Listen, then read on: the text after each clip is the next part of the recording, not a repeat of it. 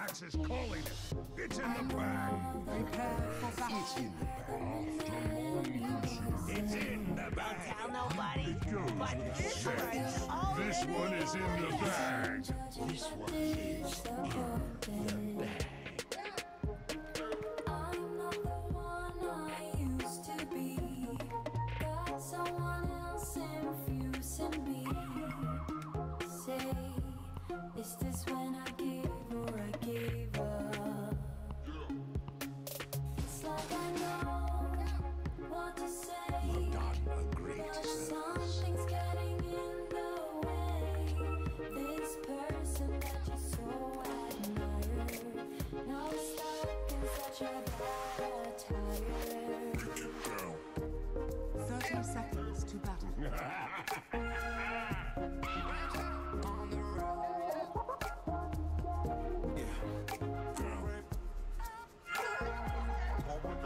Yeah. Do it for my own homies, they be back home, still homegrown. Trying hard to get back at it, but no one knows where I'm going. Running around like a jaguar, now I'm headed back to the tropics. Going hard for my family, yeah, now I'm headed back with a profit, yeah. Always one step ahead, but I can't seem to feel a moment. I'll be peeking through doors, every one of them carefully closing. You don't need to tell, I'm out of time. Felt it trickle into the heart of mine. Say, is this when I gave or I gave up? It's like I know what to say, but something's getting in the way. This person that you so admire, now stuck in such a bad attire.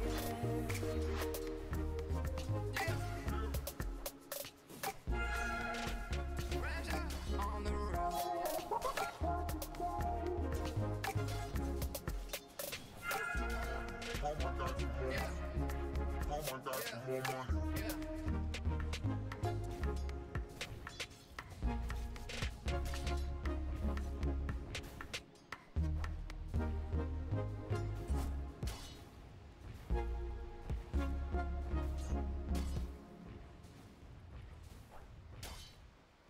Will I cry? Will I leave behind broken and crumbled signs, hiding all my roads to you? Uh-oh. And if I fight, will I come to life, calling for all your light, giving all my heart to you? Uh-oh.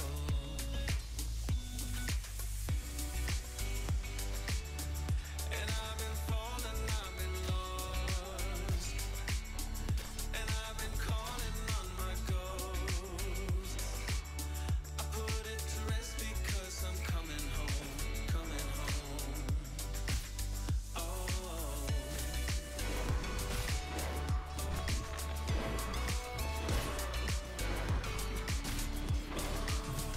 Dire's top tower is under attack.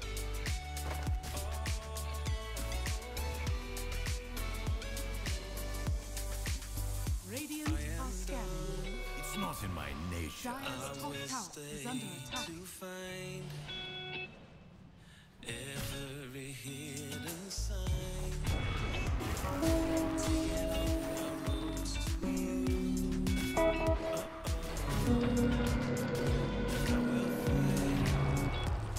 fight. I will come to light Dire's top tower is under attack. for all your lights, giving my light back to you.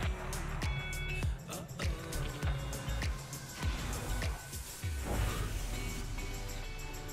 And I've been falling, I've been lost, and I've been calling on my ghost. I put it to rest because I'm coming home,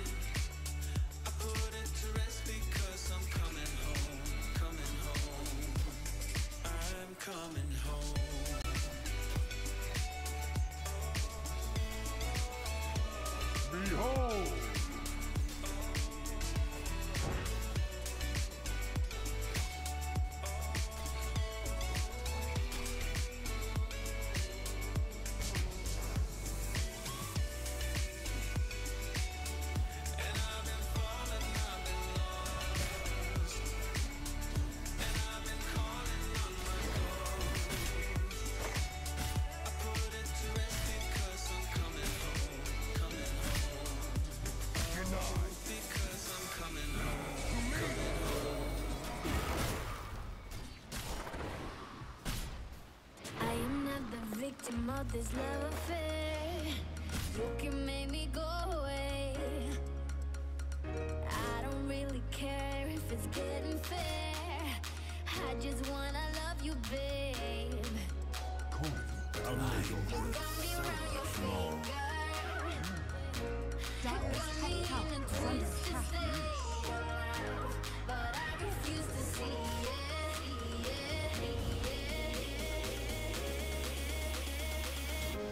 Yeah, you can turn me upside down.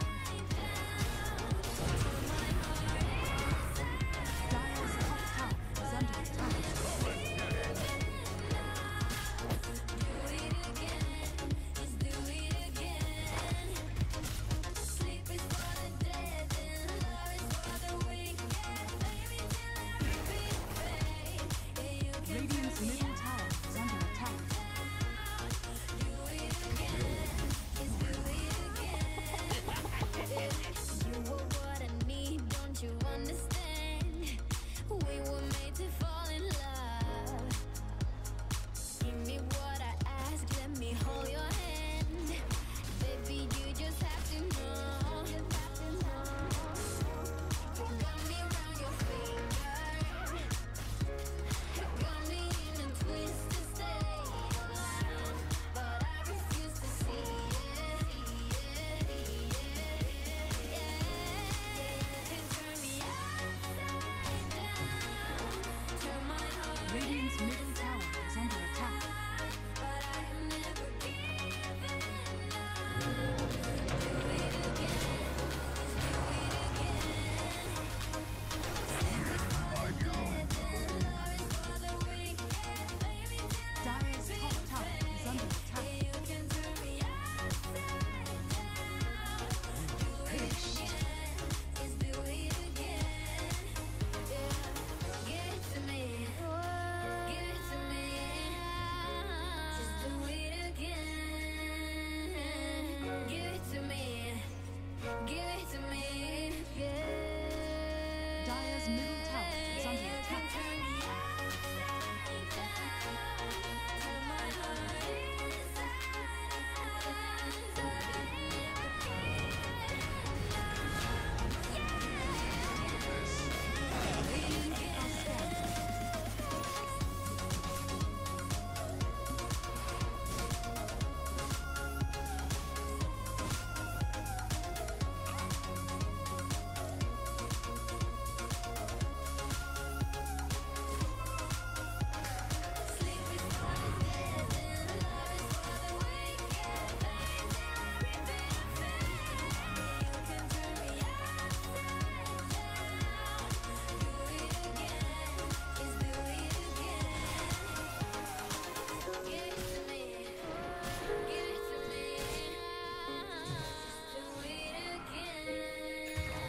Dyer's middle tower is under double attack. damage empowers me. Radiant's bottom tower is under attack.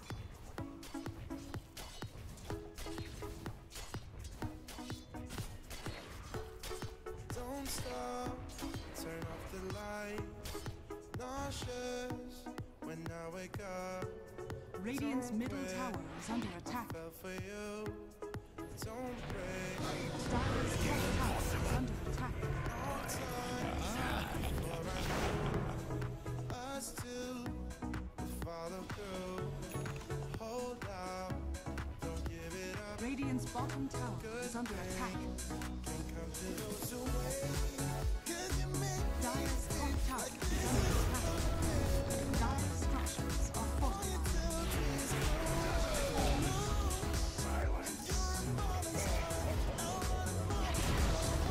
Dyer's top tower is falling.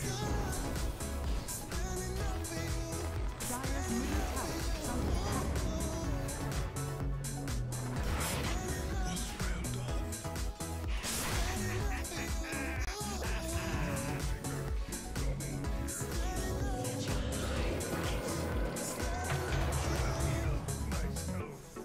break down when we're apart. Too far, I'm in the dark. Don't fall, my foolish heart. Don't wait for magic sparks. Make it work all the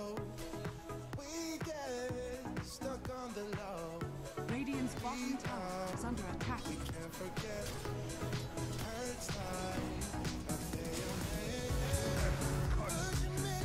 Radiant's middle tower is under attack.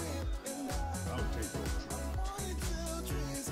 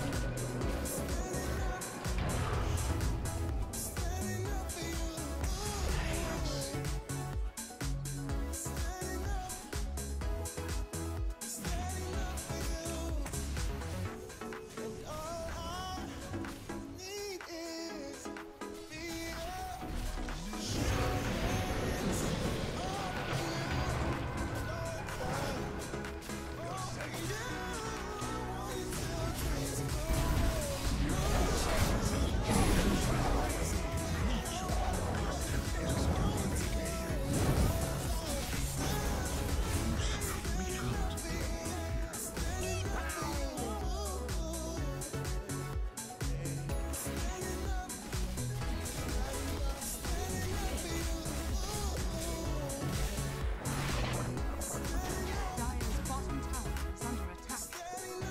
Radiant's top tower is under attack.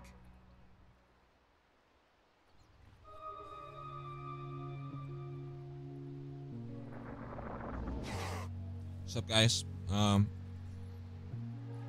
Yeah, the game's not gonna be like straight up away because Radiant's they actually delayed the game. I think it was supposed to start 10 minutes from now, but yeah, I'm gonna be here, and we can watch a lot of Carry Bounty Hunter, which is probably the next video I'm gonna be talking about.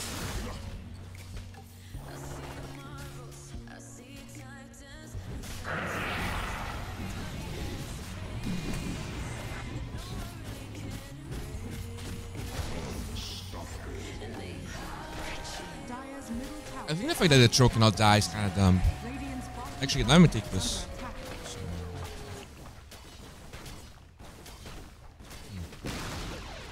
Radiant's bottom tower has Right now,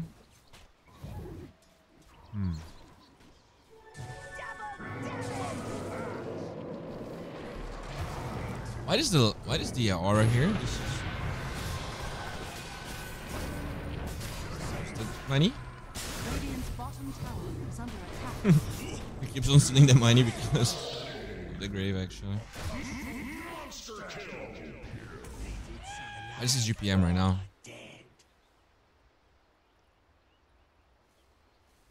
It's almost the same as the Meepo. Jesus. Radiant's bottom tower is under attack.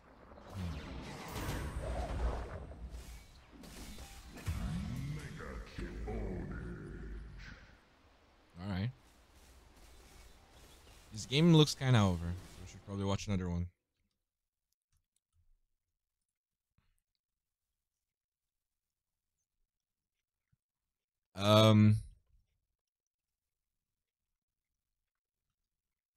So basically, I still don't have my second monitor because I actually didn't have time yesterday to go and pick it up. I'm coaching a team, so I'm pretty sure my voice gives away how tired I am. But yeah, we're gonna try our best here.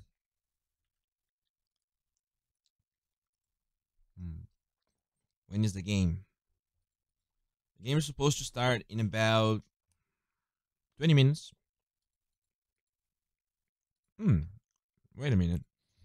Ghost Gamers could be wrong, actually. So let me just double check. Okay. Yeah. Ghost Gamers does have a lot of problems with predictions for what Thompson's going to play mid. I mean, he's been playing so much weird shit, dude. He's been playing the Huskers. He's been playing, like, if you actually look for Thompson, I'm gonna give you guys here just a hint of what Thompson likes to do. All right, so wait, was this mid slaughter? I'm actually curious now. Check this.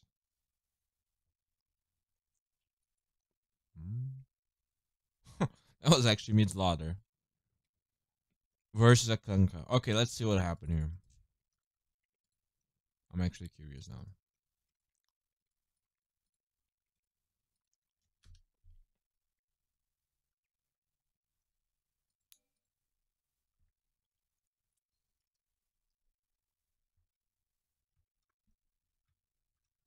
All right.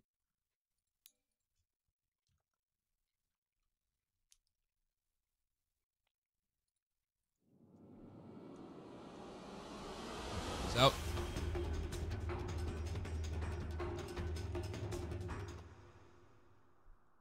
How do you feel about Anna's replacement? It's pretty solid. I think they're not gonna have any problems. It is in the bag. All right, so Larda now can perma bash, by the way. So I wonder if he gets the first point in bash of the deep, just because, yeah, already gets it.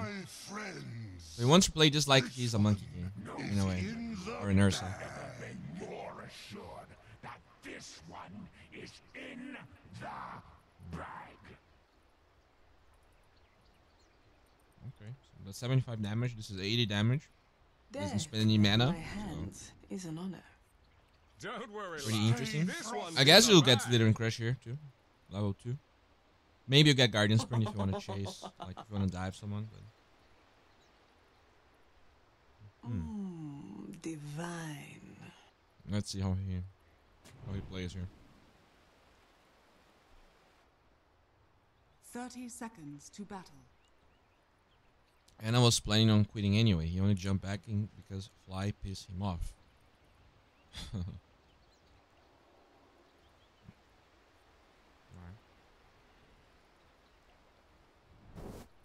Okay.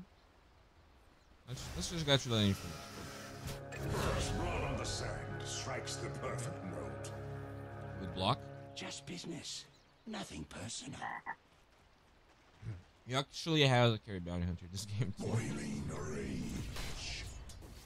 No, I'm crazy. He's definitely. Okay. 3. Bash. Just Alright. business, nothing personal. 1, 2. And now he's gonna hold this as long as possible.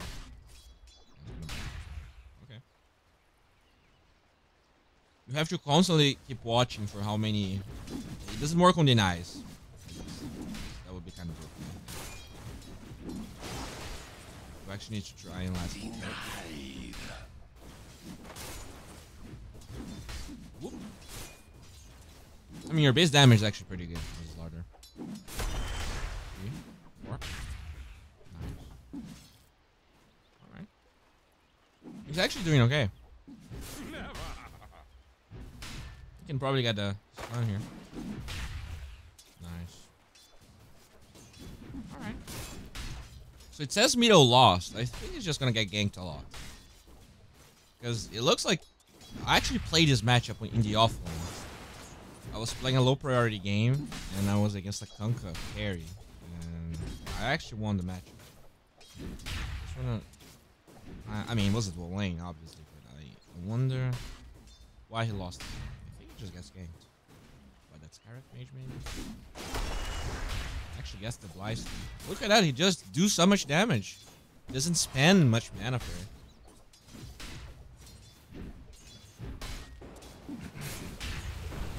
Look at this! What the fuck? 3. Doesn't go for the bash. He's just trying to get denied. Save the bash. Still saving it.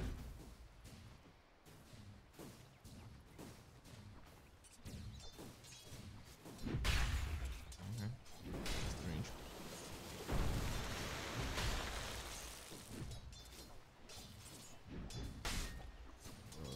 Or... Look, that Kunkka cannot even walk forward.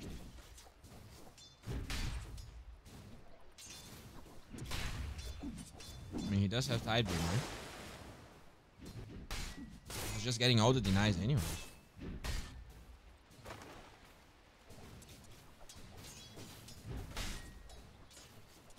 Yeah, I definitely agree with this build if you're playing versus midi hero, which is probably the only reason for you to play mid Larder anyways.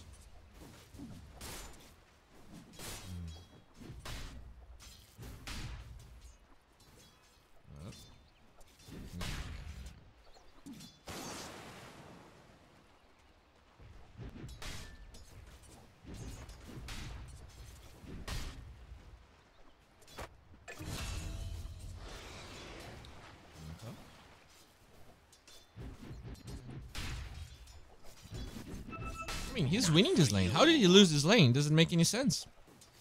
Dotabuff says he lost his lane. He's 20-9 versus 7-1 Kunkka.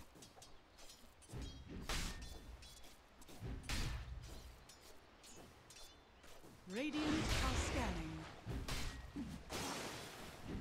I really don't understand what's happening here. Medallion.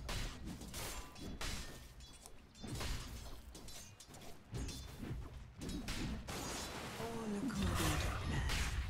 Oh my god.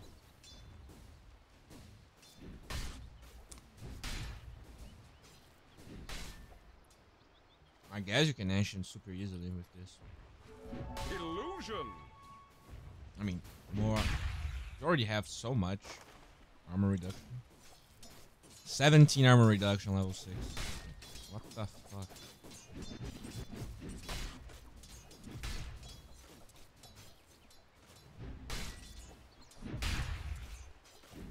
He's just destroyed. How does it say that he lost his lane? It doesn't make like it makes absolutely no sense to say he lost his lane. He's destroying the country. Are fortified.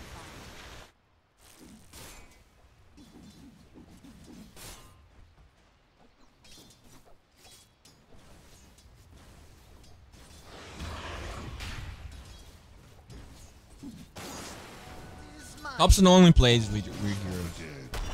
If it's not a weird hero, he's not gonna play it.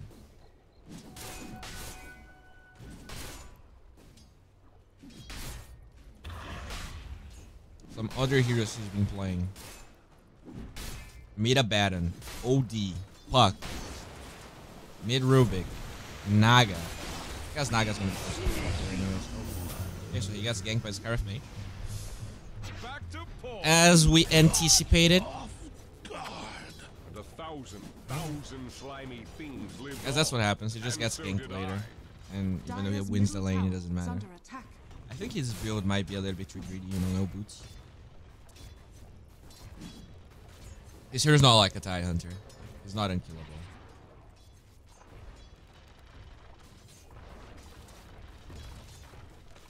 I like this TP from the Shaker.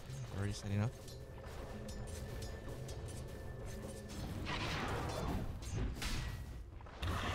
He also benefited from a lot of experience anyways that whoa. Nice. Yeah, he actually doesn't see kinda bad. Look there. Okay. Dead. Oh, he's dead again.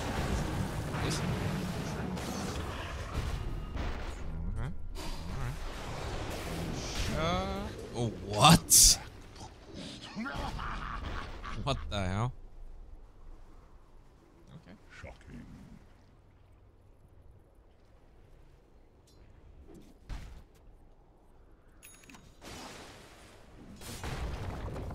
Why were yet to see Night Stalker picked in the pro scene? Well, a lot of people were traumatized with the nerf slider, so it's gonna take a while, but I'm pretty sure people will pick it. Hero's probably solid right now anyways. Dire's middle tower is under attack. I actually didn't even check if they're playing this hero. I completely forgot about Night Stalker. Let's see if we have anything. Oh god. Well, you wanna know why? Here's why no one's picking Night Stalker. We're only losing with this. Even Boba couldn't carry with Night Stalker.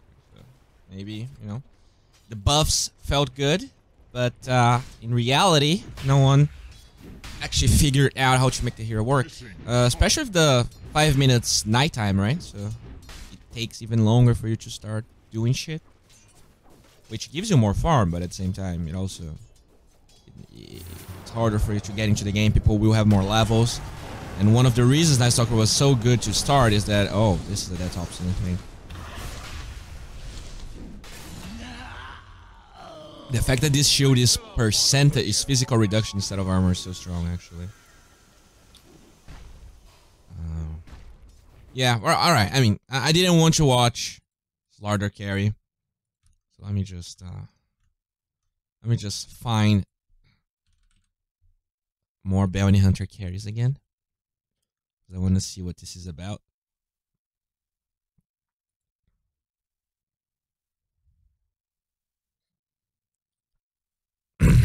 I think it would be nice if Slaughter's Bash have toggle to control that stun. Wow, that would be incredibly broken. That would be like... It's already super good right now because you can perma bash. If you could like just last it normally, I think that would be insane. Okay.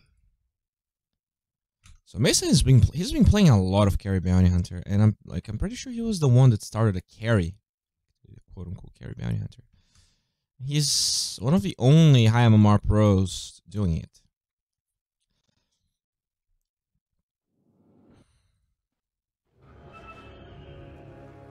Alright, so let's keep watching. Let's learn, boys. The battle begins. And he's been playing it with Lich a lot as well. I think he's asking for people to pick Lich.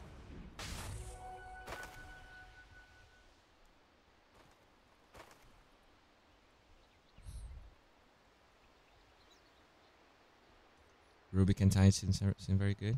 Yeah.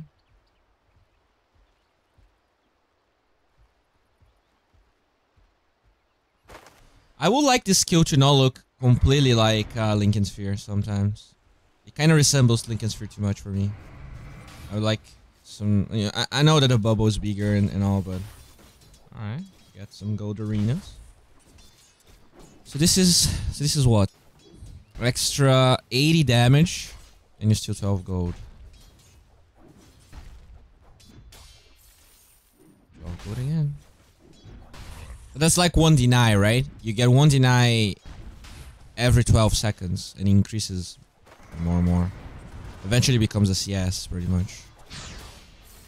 It's fogged.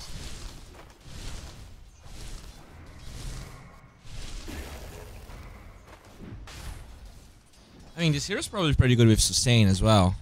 With like, as long as you don't die. Like, what about a Warlock Bounty Hunter lane, you know? Where you just keep on alive, so you can just use your W that costs no mana, and you just keep on stealing gold arenas. I guess the counter for this is something like Monkey King / Ursa lane, just because, you know, you don't want to go there and boop them because they're gonna fuck you up.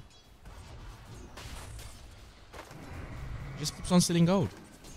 He actually only has 3 CS. Like, if you check the CS, I think he's behind...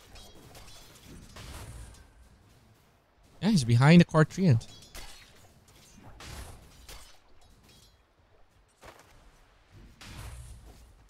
But in terms of net worth, is he ahead? He's pretty close. So even though he's behind in CS, he's pretty much the same net worth.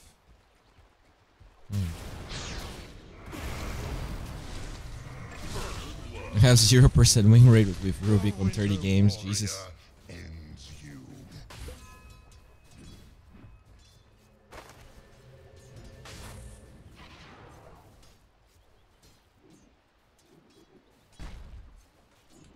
Alright, so... you just keep doing this. This is so stupid. But it's... I mean, I like it. It's fun in a way. Like, he just constantly does that. That's all he's doing. He still has 4 CS. Like, he's... he's not literally a carry, but it's as if he is a carry. And... Wait, what? Actually gets a stick, huh? Monkas. Oh. Radiant's bottom tower is under attack. Get the CS, boy. Nice. Jesus.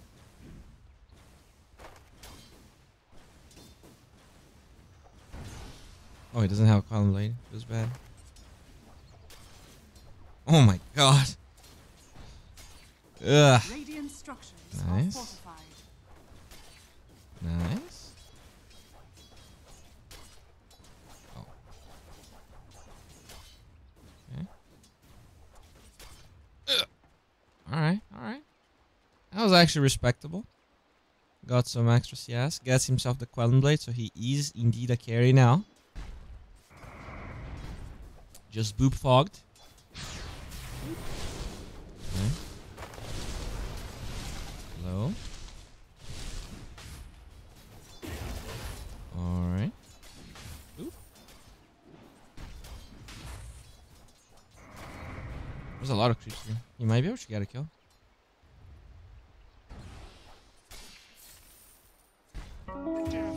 I like the fact that you get as low with your Shadow Walk. Thank you for the follow, by the way. Tower is under attack. It's like what? This is a 14% slow.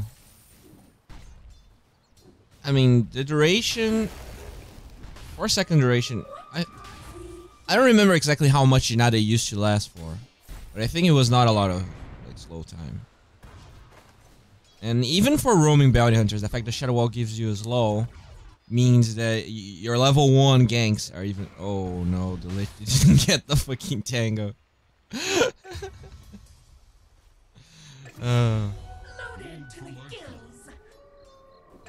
Radiant's middle tower is under attack.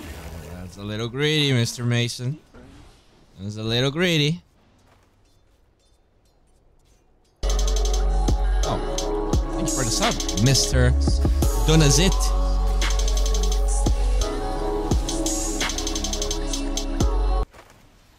Oh my god. Be careful. Thank you for the follows and everything. Thank you all. Huh. And there's the shrine. So he has 12 CS. How is he doing in net worth? Not great. Okay. He does win this game. So I wonder how things change.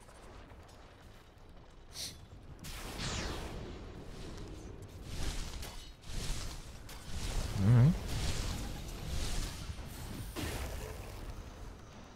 Radiant's middle tower is under attack. I also want to pay. I want to see like when he's speaking this carry bounty hunter and shit, because I guess it's easy to just like, oh, he's speaking carry bounty hunter and he's winning. He's like winning a lot. Radiant's middle tower is under attack. I don't think he lost with carry bounty hunter, but I wanna study more about how and when he picks, because I think that has a lot to do with his Dire's success. top tower You is can't under just attack. like first pick carry bounty hunter. That's definitely not gonna work.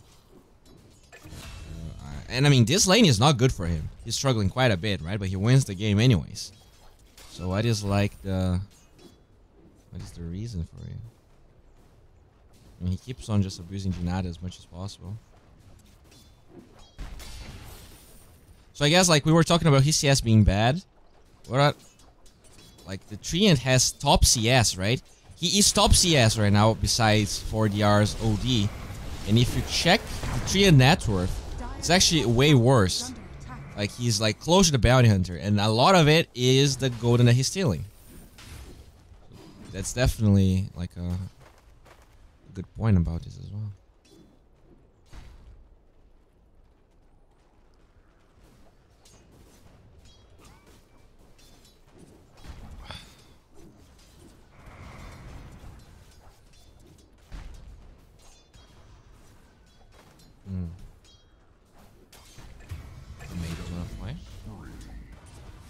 It's kind of like this laning stage is a little bit boring.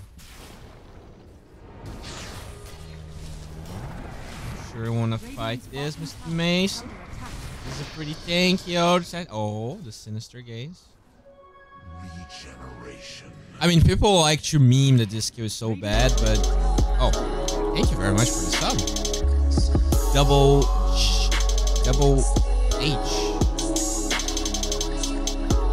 HG. Thank you very much. Really appreciate it, guys. What was I actually forgot what I was talking about. Yeah, like people say that Sinister Gaze is awful, but it really has to compensate because the fucking Frost Shield now is insane. Like, it's so good. It is insane how good it is. Dire's top tower is under attack. Bounty Hunter's gonna move forward here.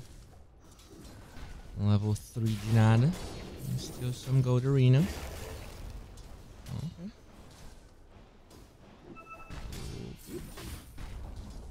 Dire's top tower is Oh god. Oh god. 4DR rotation steals money. At least he steals the money. We're falling. Alright. Radiant's bottom tower OD is under rotation. attack. Radiant structures are fortified. We all owe a life Okay. to the fates. They do the same thing top. And the game is pretty much even right now. 0-1-1, 17 CS. He is behind in net worth in comparison to the carry, the enemy carry. I wonder how much he's going to be able to recover here. Does even have track and it's almost 10 minutes. I'll be feeling pretty sad about this. Radiant's bottom tower has fallen. Any idea why Anna left OG? He didn't left OG. Just chilling for a while. Probably just wants to enjoy his money. Dire's middle tower is under attack. I have practice, yeah. Just gonna steal some gold arenas. It's gonna be a free tower for them. What the hell is this? Okay, so we found out how he how he lost this game. The Chin Protector just tilted, baby. Alright, they're gonna get out.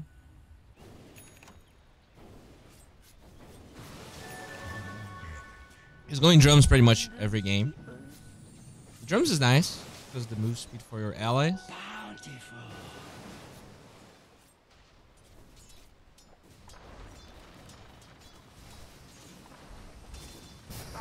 He's also going with naked boots, which is interesting.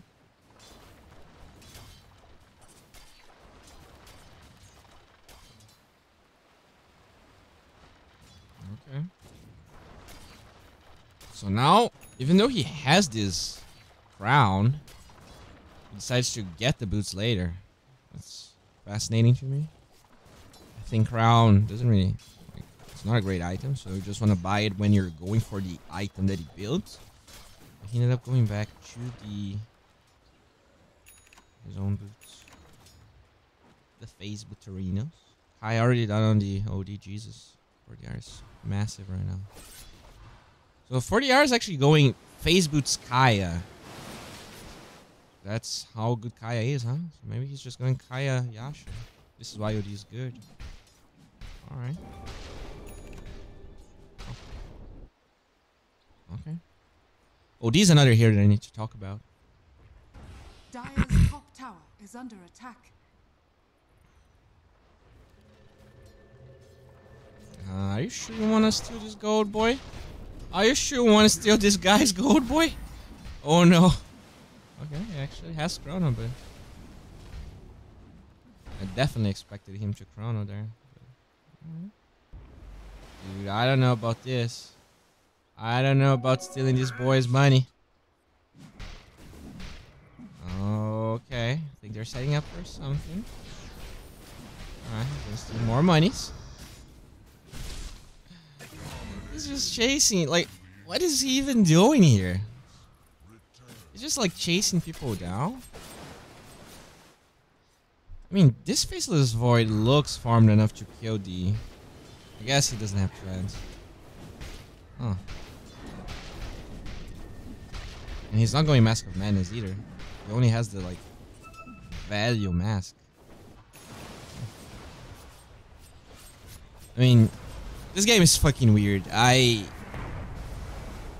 don't even know how they're winning. I mean, this Beastmaster just destroyed top and he's like taking all the buildings. For now, I still have to see the contribution of this bounty hunter, to be honest.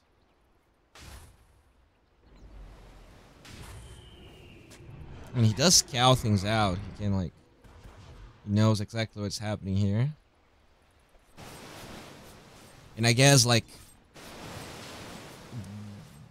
differently from differently from a normal. Oh, this void is okay. Gets the Willow Wisp. This guy has to be dead. No worries, let me him. Let's still go before he falls. All right. Okay.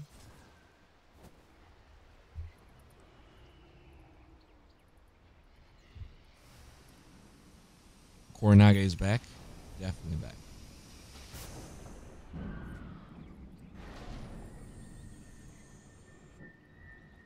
Alright, boys, the game is about to begin, so stay tuned. We are almost there. I mean, alright, let's give it a try again. Let's see what Mason can do with this boy. he's been chasing the void for a reasonable amount of time here. He doesn't have a lot of levels. Like level 7, the Bane is level 7, Papito's level 10, OD's level 12. How can he win so reliably with this hero? He's going drones, I understand. Radiant's top tower is under attack. And what does he max later? Do you max Shadow Walk or do you max Shuriken? You don't really have a lot of mana, so maybe you don't max the Shuriken. Yashakaya done on DOD. Monkas. That's that. Nice cancel right there. Pretty good versus the other side.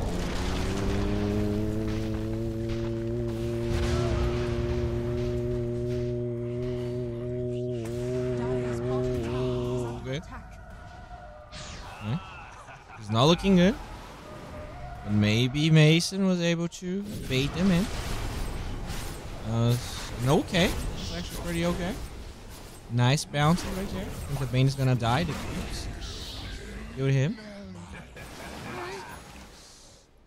I mean, I don't know. This is not a game where you say, well, the carry bounty hunter definitely. I mean, he's an aggressive hero, so he forces stuff like this.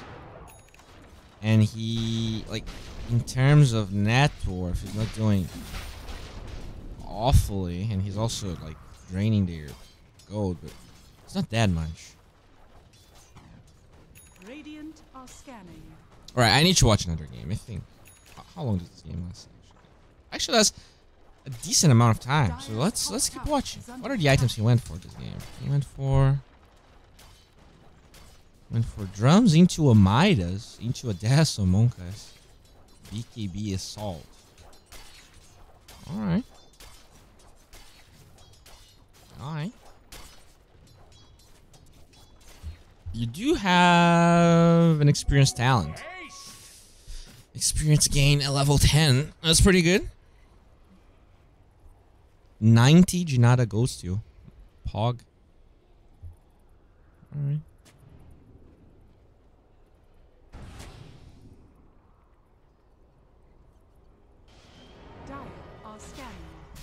Yes, it had. Yeah, but I wanna see all the games, you know, because it's been a while since he lost.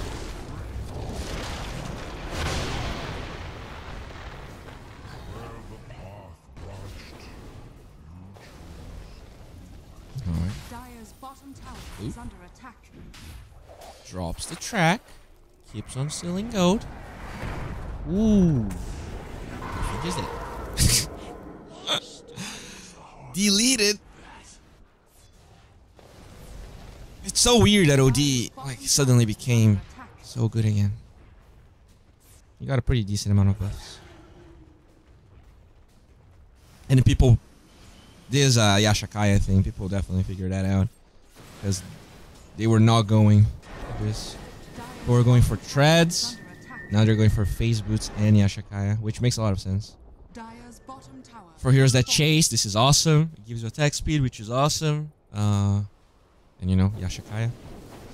Perfect intelligence item for right click carries.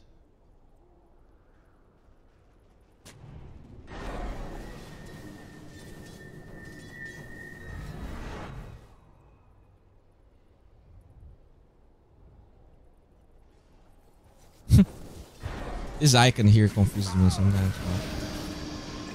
Alright, Hunter. Alright, Boba. Augers. Oh. I'm gonna nightmare that boy, but doesn't matter. Oh, no, what? Okay, and she drops that, oh, doesn't bounce back to the tree end. The splitter is not going to be on point. They keep on chasing Song off the Sirena, and it looks like they will be able to kill 4DR, and they want more. There's the Tractorinos. The Stomp is on point, but he does get the Tractorinos. That's a lot of gold. Suddenly Bounty Hunter. They're just owning.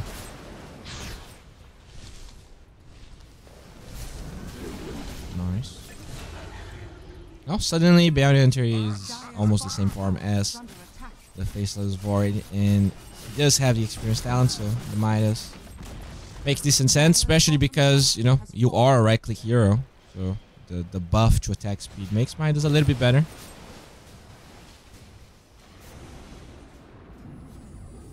I mean, 40 attack speed is actually pretty decent.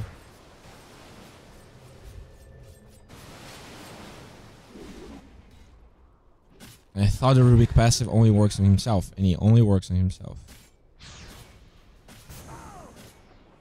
It works on himself and the stolen spells, but it doesn't work for ally spells to last for longer. That would be broken.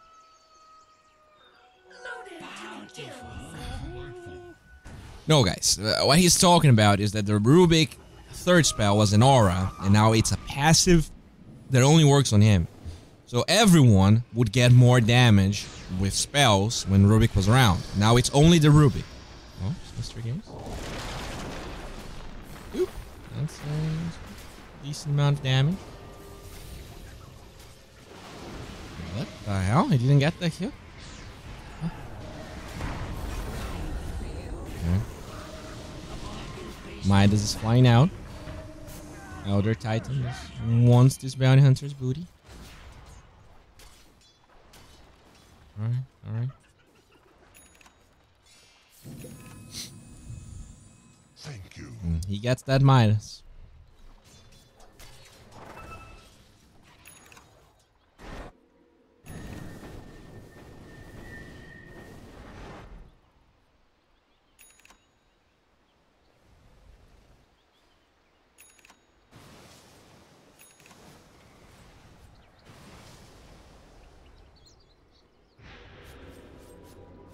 If there's going to be a busted hero, I don't mind if it's Rubik. I mean, people will mind eventually, you know? People will mind for sure. Yeah. I appreciate the changes. I think they're refreshing.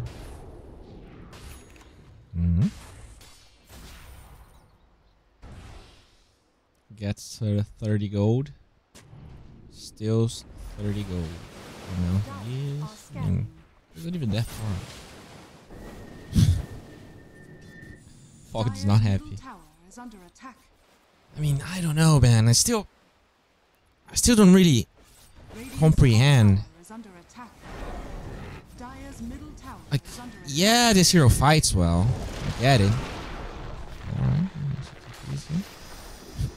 Steals the gold from the Treant first. Tracks the Treant. He's trying to get the tower. I mean, he dealt some damage, I guess. Thank you very much for the follow, by the way. Midas. I mean, in terms of track, you still get the gold. So you're giving gold in AoE. Like, this hero is a good fighter. And since you get a good laning stage, you get track easier, which is awesome. Like, it's better than a support bounty hunter most of the time. Okay. Oh. Definitely doesn't look like this hero deals that much damage though. I mean, to be fair, he is not on a great game.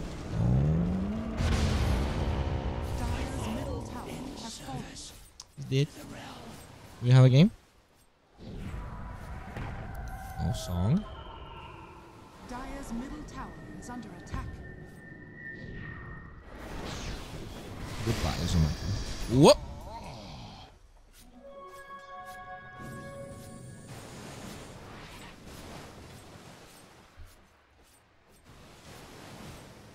How much for you to cast my Rubik game?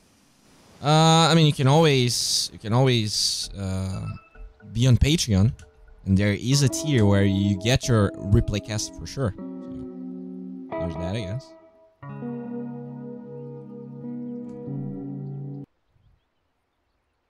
I don't want to pause, please.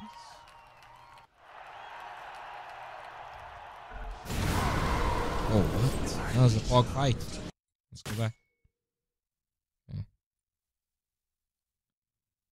Okay.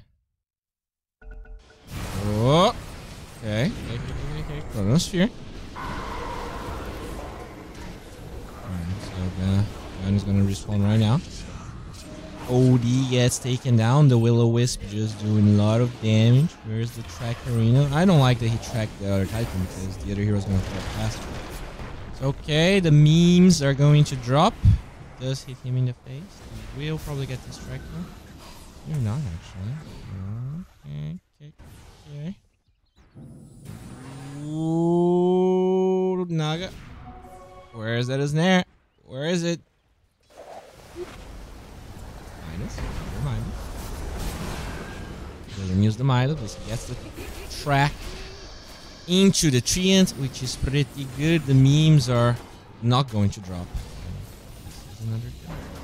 I don't know, this here's weird, man. What is the chance of crit here when you commit this? It doesn't say, but it allows you to crit, right? Self-crit strike 160. But what's the chance? It doesn't say. Self-critical strike causes all attacks to crit. Huh.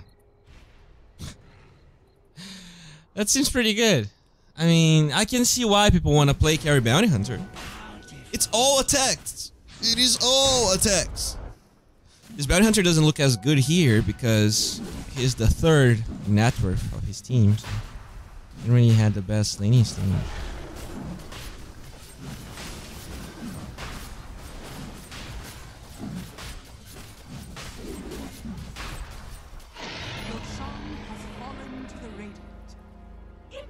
Would I get a monthly cast after all patrons a monthly payment? Yes. That is how it works.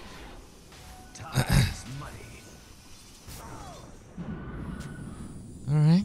Oh, hello. Ilgarina. Huh. I mean, his crits are not insane.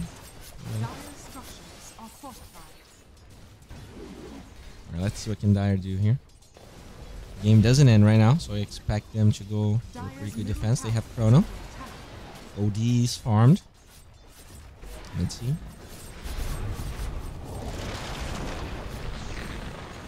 Alright. Cancel the Meme Hammer, but there's the Fiend's Grip right there that will get the first kill onto Timado. There's still, where's the Chrono? Just waiting for the Chrono. And it's not a good angle, Void.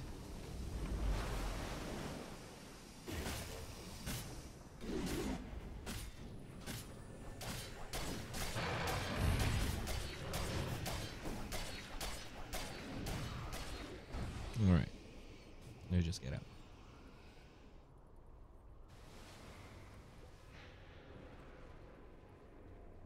Check Naga's items, please.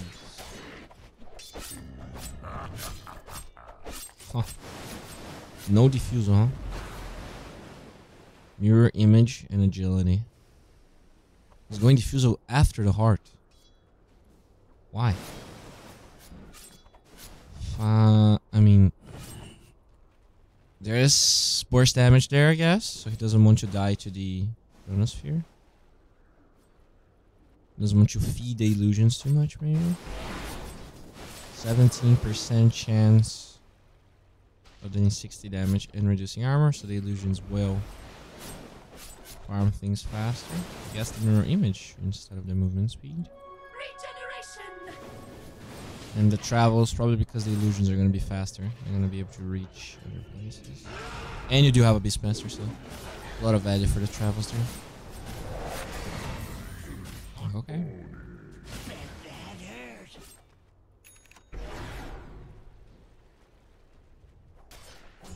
Interesting. Interesting.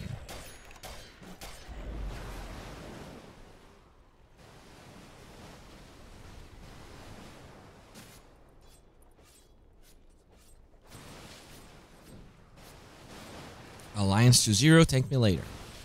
Okay.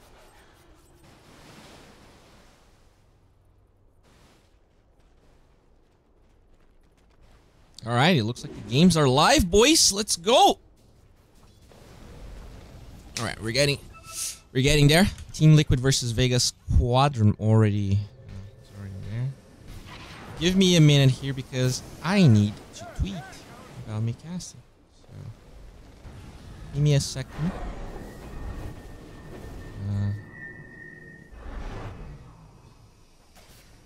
You'll be casting.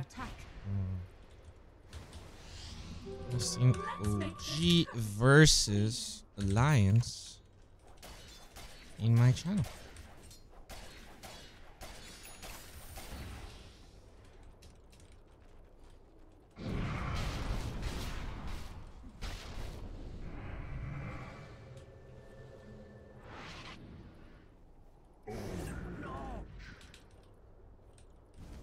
Sorry guys, I'm a little bit slow today. It was nice that we had this time to talk before the cast because I feel a little bit more awakened now, which is good.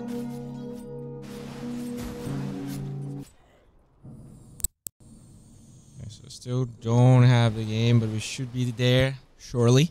Thank you for the follow, by the way. Dire's middle tower is under Now he attack. goes BKB because it's against an OG and he's not a crazy boy. You think Thompson's gonna play a cool mid today? Maybe. But I mean, I think they're gonna try hard because, like, at the end of the day, they didn't participate in the first major, and there's less majors now. If you win a minor, like, that's not enough for you to like get to TI. Yeah, I mean, maybe they think they can't qualify through the for normal means, anyways.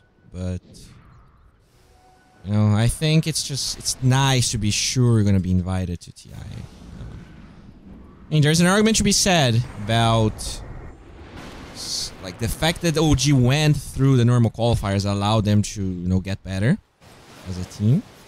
Maybe that team wouldn't be able to actually win without the all the process of playing the qualifiers. But I don't know. I think it will be good for them. Can we get bets? I guess that's fair. Oh, Jesus. Actually pretty decent damage now. Yes. Gets 50 attack speed. Alright, they're gonna drop the Will-O-Wisp there. Gonna get farmed, the Cotto. Song of the Siren. Hog. Would be nice if we could track people during Song of the Siren. Maybe we should track them. Alright, Hammer gets dropped. The Chi and Overgrowth with your Splitter is not gonna land. Actually doesn't have, surprisingly. And these OGs just getting chased by the BKB. Nice Astro there. But it looks like with the track and his OG. Oh, poggers! Sinister Gaze with the Nightmare actually kill everyone.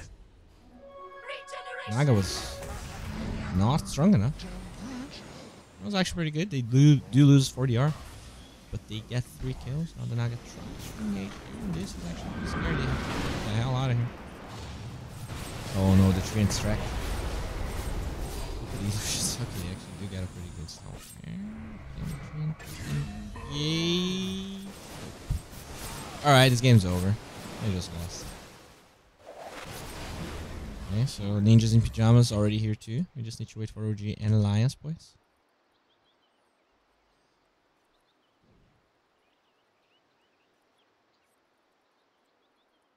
Kind of in Twitch currency for his stream. Yeah, the crisps.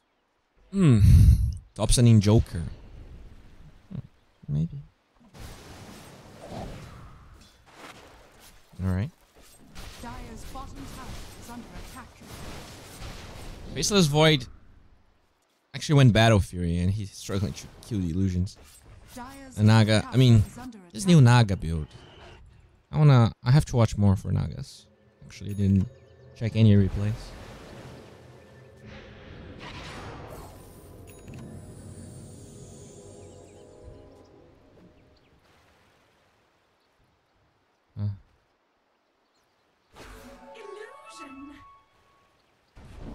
Alright.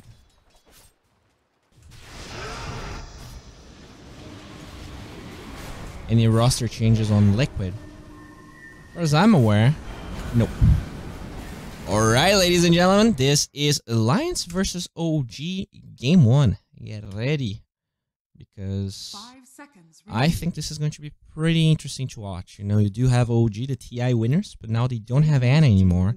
This is a completely different patch, and they've also stood under the radar for a while. So who knows how much they actually practice? Who knows how much they actually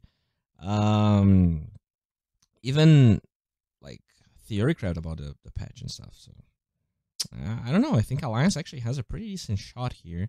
They've been playing a lot of tournaments, and they are probably more. They definitely have more synergy between themselves, and maybe even a better understanding of the draft. You know, even though OG are TI winners, it doesn't make them like better understanding a new draft. Maybe it does, but there's an argument to be said about people just playing the patch every day. And Alliance, they've been grinding a lot of tournaments, as far as I'm aware. So I have to wait and see what happens here. The Lone Druid ban, it does look like Lone Druid started to 10 seconds feel like a pretty scary hero. This Lone Druid boy 5 seconds remaining. already OG's turn to getting ban. removed here. The Dreamstroke Radiant team ban. being removed as well by Alliance. So Grimstroke being removed. Why would you take Grimstroke out? Do you just believe this hero is OP? Maybe, I mean, maybe they know that OG likes it. They do play a lot of pubs together, so they probably know each other well. Actually removed Rubik first phase now. Why not cast the Liquid match? Because I asked people, and they said they were more interested about this one. On Google, Bowie CS. What the fuck? Why is Stream Element saying that? What the fuck? 10 seconds remaining. You play against Alliance, you ban Lone Druid. Kappa. OG's turn to pick. Phantom Oh, Assassin. so the first pick PA. Definitely a pretty contested hero in this patch, the Phantom Assassin. OG's turn And to OG, pick. they're gonna respond with the Tusk. Chen. Tusk and Chen, huh? Now, Chen, boys, this guy got such good buffs. Such good buffs. Like, if we go here and check the Chen. Let's just look at this. Just look at this. First of all, you can now send allied units anywhere on the map to you instead of sending them home. So basically, you get Kato's ability to yourself. And you don't need the ult to get this ability. So at level 1, you can literally move people around the map. There's a lot of possibilities with this. But even more important, Divine Favor, 80 attack damage, 25 regen per second, and increases your heal increase. So, 5 seconds. here's pretty good with Husker. Okay, so they're gonna go with the standard Phantom Assassin Magnus opener. Okay. And it's better than Pycat. OG's turn to ban. I paid $1,000 for Tusk Sigils, and now they take away that ability. Feels bad, man. Man, take out the waiting shot of the screen. Sorry, man. Sorry. Relax. Radiant team ban. OG's turn to ban. Sorry, boys. I'm sorry. So, it is now OG's turn to ban. Let's see. Oh, thank you very much for your sub. Julie Voice. Julio Voice. Thank you very much. Sorry if it's too loud. Every time I think I actually fix the sound, it's louder again. It definitely seems a little bit too loud. I apologize. They removed the Morphling. I mean, yeah, becoming the Magnus and getting the Empower for the Morphling is insane. You also can become the PA. There's a lot of mobility you can actually pull off. You don't really get the crit from PA, but you do get the blur, which is awesome.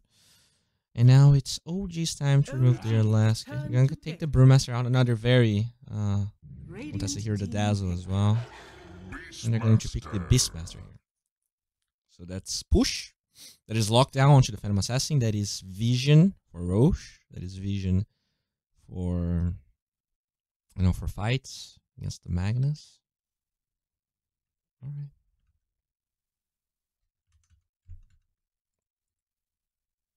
Ten seconds remaining. Activate better Twitch emotes in chat. 5 seconds remaining. I think Zalacine has been messing up with my stream elements. I am listening to your stream after a long time. You sound a lot calmer. Thank you. PA Magnus is a thing now. It's been always a thing, but PA is better, so you know you do want to get it. Is this ASMR voice stream? What? Should I queue now? D.Bowie, I trust in you so I don't get a toxic game. I don't know, man. I don't know which server you're playing. There is the best time to play on every server, and there's also the best day. Weekdays are usually not as good as weekends, at least in Brazil. I wonder if it's the same in other places. But now Alliance. They don't really have any supports, right? PA Magnus are core, so maybe they want to get a Bane here. I don't think Bane versus Tusk is great, so maybe they want something with mobility that can handle the shards. Because they don't want to get trapped into these shards all the time. There's not a lot of mobile supports though, so I wonder how Alliance is going to address that. Well, the Oracle, I guess, can nullify most of the magic damage that comes from the snowball and the shards. That's okay, but you know, Tusk with that annoying tag team ability, that's pretty hard to deal with. But you do get the Oracle now, so eventually there's going to be false promises. You will be able to dispel the Primal Roar. You're going to be able to help that PA survive more, and you're going to get a Terrorblade. Okay. So they do have a Sunder now. They have a shit ton of push on the side of OG. The Beastmaster, the Terrorblade. You know, even though PA actually pushes pretty well, it's not even close to a Beastmaster Chin Terrorblade. You also have this. You have the chance to move the Terrorblade around. And you also have the Chan ability, the Chan buff, and the Tusk buff. By the way, you have Tag Team plus that Chan ability to increase the damage of everyone. So I don't even think this Dragon Knight is gonna feel as tanky as he believes he is, because there's just way too much damage. That Terrorblade is enabled so hard, and that is Spycat's Terrorblade, by the way, one of his best heroes. Alright, so they have to remove a hero now. There's already a mid hero there. So they need to take a support that they think is good. I'm not even sure. Like, Grimstroke is already out. Lich is already out. Axe is already out. Dazzle is already out. What is like a top tier support? Top tier support that is not... Maybe Dark Willow? Maybe Ogre could be strong for the PA. This Oracle is probably a 5, so they could maybe pick a 4 Ogre. But they did nerf Bloodlust quite a bit. I don't even think Bloodlust is that good anymore. The fact that it doesn't upgrade, like the fact that multicast doesn't reduce the cooldown on... They're gonna take the Wyvern. That's pretty good. They don't want the Winter's Curse. There's going to be way too much damage mitigation and heals on the side of Alliance if they actually get the Wyvern. Now, Alliance, they need to remove a mid-hero, I think, for Thompson. So, they already removed the Rubik, but Huskar is definitely a possibility there. I wonder if they want to take the Huskar out. Huskar Dragon Knight. I don't even... 5 seconds remaining. I think the Huskar actually does okay. Because... he has, you know, his region now doesn't depend on anything. And he does have that ability to disarm the Dragon Knight. I think the disarm would actually be pretty good here. Versus both the PA and the Dragon Knight. I wonder if they're going to take the Huskar out or if Thompson... I think you have to remove the Huskar, man. I do think you have to remove the Huskar. Alright. Is Anna on a break or in hiatus again? It is a hiatus. So Rubik mid is a real thing? Yes, it is. What do you think about Dazzle mid? Pretty good. The Dazzle is banned, so there's not going to be a mid Dazzle. And Alliance still taking their time here. Burning through. Oh, they're going to take the Monkey King, boys. I think we're going to see Huskar. They have the Chen. Oh my god. I think we're going to see Huskar. If he doesn't go, maybe OD could be a hero that they decide to go for. It's also pretty good versus the DK. Benefits from most of the auras that OG has. So it's... oh, okay. I'm going to bet on OD or Huskar. If I don't get OD or Huskar correct... nothing's going to 5 happen, actually. seconds remaining. But if I do, OG's I'm going to be turn to proud pick. about myself. Alright, they're going to get the Earth Spirit. We were talking about supports they could go for.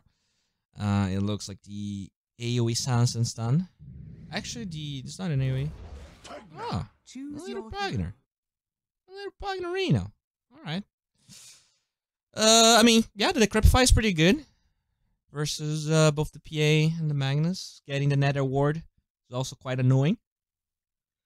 Alright guys, so this is game 1 between Alliance and OG. I just need to fill my glass of water. So as I do that, I do ask everyone that is watching on YouTube to drop by the Twitch stream, because you can vote on who you think has the better draft, who you think has the upper hand. So you can vote on Twitch and only Twitch. So who is winning game 1? You type 1 for OG and you type 2 for Alliance. Have fun, and I will be back in 30 seconds. Just need to get more water.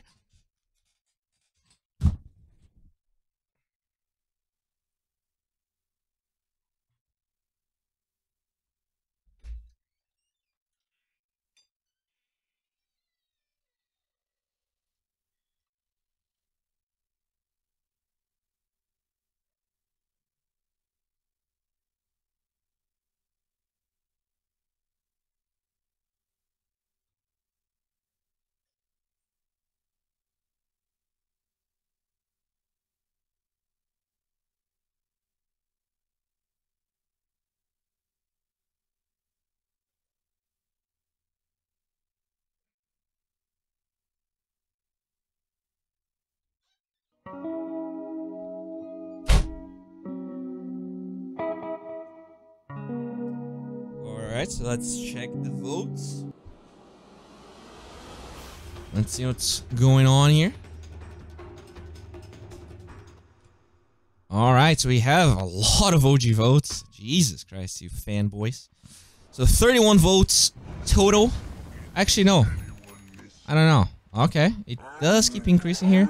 30 votes for OG, 9 votes for Alliance. Thank you all for voting. Really appreciate you guys being here.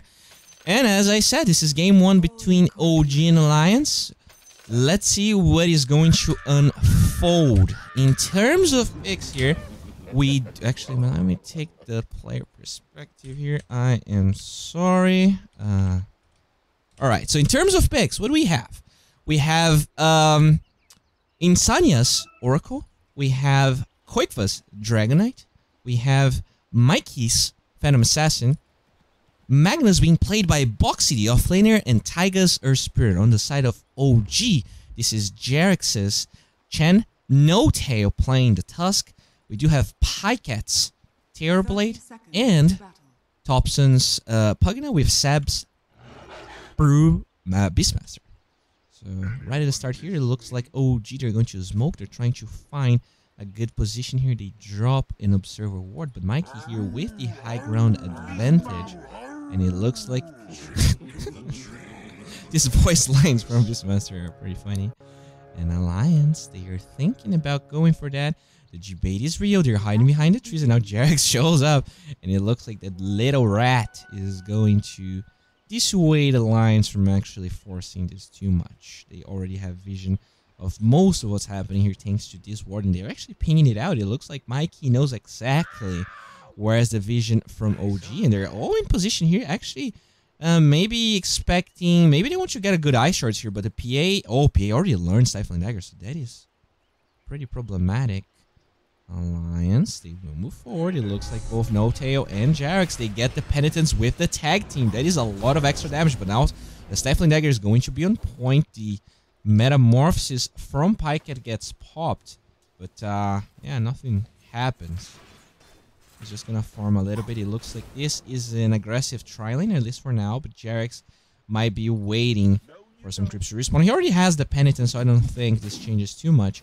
And now this is going to be Seb's lane versus Boxy. In the middle lane here, actually, I don't know why I'm showing fantasy points. Let's check the last hits. Engine Eye. Alright, they do get a pretty good row here. He does stun Thompson, the Pugna, the Decrepify to try and get away, but they do get some good body blocks.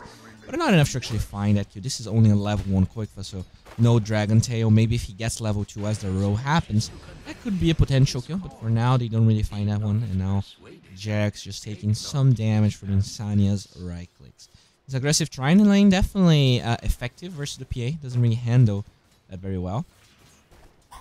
She also relies a lot on using Stifling Dagger, and when you're against a tri-lane, like when the PA is against the tri-lane, she's going to be committing a lot of Stifling Daggers, and she's giving a lot of charges for those supports. They both have sticks, and I'm pretty sure Pycat will get one eventually as well. Maybe he doesn't, just because he just wants those slots to farm, but the supports, they will have so much mana to work with, just because the PA is forced to commit the Stifling Daggers, because she's farming from a disadvantage. You know, you don't want to be farming a Stifling Dagger to begin with. Now they do get a good penitence here on Taiga. The Fortune's End to dispel that spell, and now Notail actually taking a lot of damage. They will find First Blood. Insania gets level 2, and the Purifying Flames allowing him to get that kill. Very good movements here by Alliance, and it looks like the OG fanboys might be starting to feel bad about their choices there in the vote. Pycat though farming the pull that Alliance themselves ended up going for. It looks like Mikey, he'll keep on farming here. He is recovering decently well. Starting to approach Pycat's CS in the middle lane. We do have 14 and 1 versus 10 and 3. So actually better for the DK than expected. But they did get a good rotation there on Thompson. So maybe played a decent role in there. The Decrepify trying to prevent DK from farm, but not much besides that. And Boxy here, already level 4, 15 and 3 versus the 11 and 2 from Sab. So definitely the upper hand on the side of Alliance. So the lanes are definitely looking okay for Alliance here, at the very least. But we should keep an eye into this tri-lane here. There's definitely more action going on. We do see the Earth Spirit here in the back line. And Insania also trying to back up Mikey, since the Creepy Climber is actually very far forward, so it's a little bit dangerous for Mikey to be standing around, especially with skills like the shards being available. There is obviously Phantom Strike, so Mikey will be able to disengage as long as there are creeps or a hero around, but if he uses it aggressively, then it could be a problem. Nice deny by Pycat there, and they are trying to engage. They actually go on to Oracle, which is a great choice, because he doesn't have a Phantom Strike, and they easily get that kill with the tag team as well, as the Metamorphosis being committed. In the middle lane, we do see the DK here, already level 4, but he's now struggling a little bit more just because he... just because of not having mana anymore, and he doesn't have a Soul Ring. He ended up going for the Bracer first. Bottom lane here, Metamorphosis still ongoing. Decent duration, will commit the Reflection, but the Phantom Strike away into the Oracle will allow the PH to be fine. Now Mikey does not get that CS, and yeah, we already see a lot of denies here coming onto this offlane. We got another penitence right there. The shards slightly off the mark. Uncharacteristic mistake by Notail, but this will allow Insania to keep on helping the PA in this lane without dying. This will do just fine to die. I want to die. Taiga, level 2, looking for some plays here. The row is going to be on point. It does stun, and they actually get a good slow onto everyone. The Stifling Dagger onto Notail. It looks like he might be next gen already dead, but he's going to respawn in 4 seconds, so maybe he will be up to actually aid into this fight. A lot of damage coming through on Notail, and they will find that kill with Insania that finds it with the Fortune's End, and now nice row to already get the bounty rune. Very good moves by Alliance. 3 and 1 in the scoreboard, and they're already getting pretty much every single bounty rune. So I told you guys, you know, OG, they are the tier winners, but they are rusty. Those guys from Alliance, they've been grinding a lot of pubs, and for now, it looks like they are on point, at least here in this laning stage. In the middle lane, we see a scan from the Dire, actually expecting a rotation, but Thompson, you're going to be fine. He just commits the Decrepify with the Life Drain here, zoning quick away, and this will allow the Puggy to actually do decent damage onto the tower, especially after the nerfs to the tower HP. In top lane here, nice shockwave onto Sab. They're both level 5, but it looks like Sab is slightly ahead.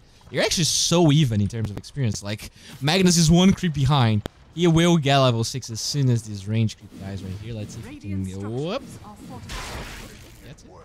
And now there is RP available. Actually, doesn't learn it just yet. And in the bottom lane, we do see a very aggressive move by OG. They will find that Oracle. Nice kick. It doesn't stun anymore, but they will maybe find No Tail. He's healing by quite a bit because of the Oracle Purifying Flames. But they find that kill and they trade 2 for 1. The position 5 from OG. For the 2 supports on the side of Radiant's Alliance. middle tower is under attack.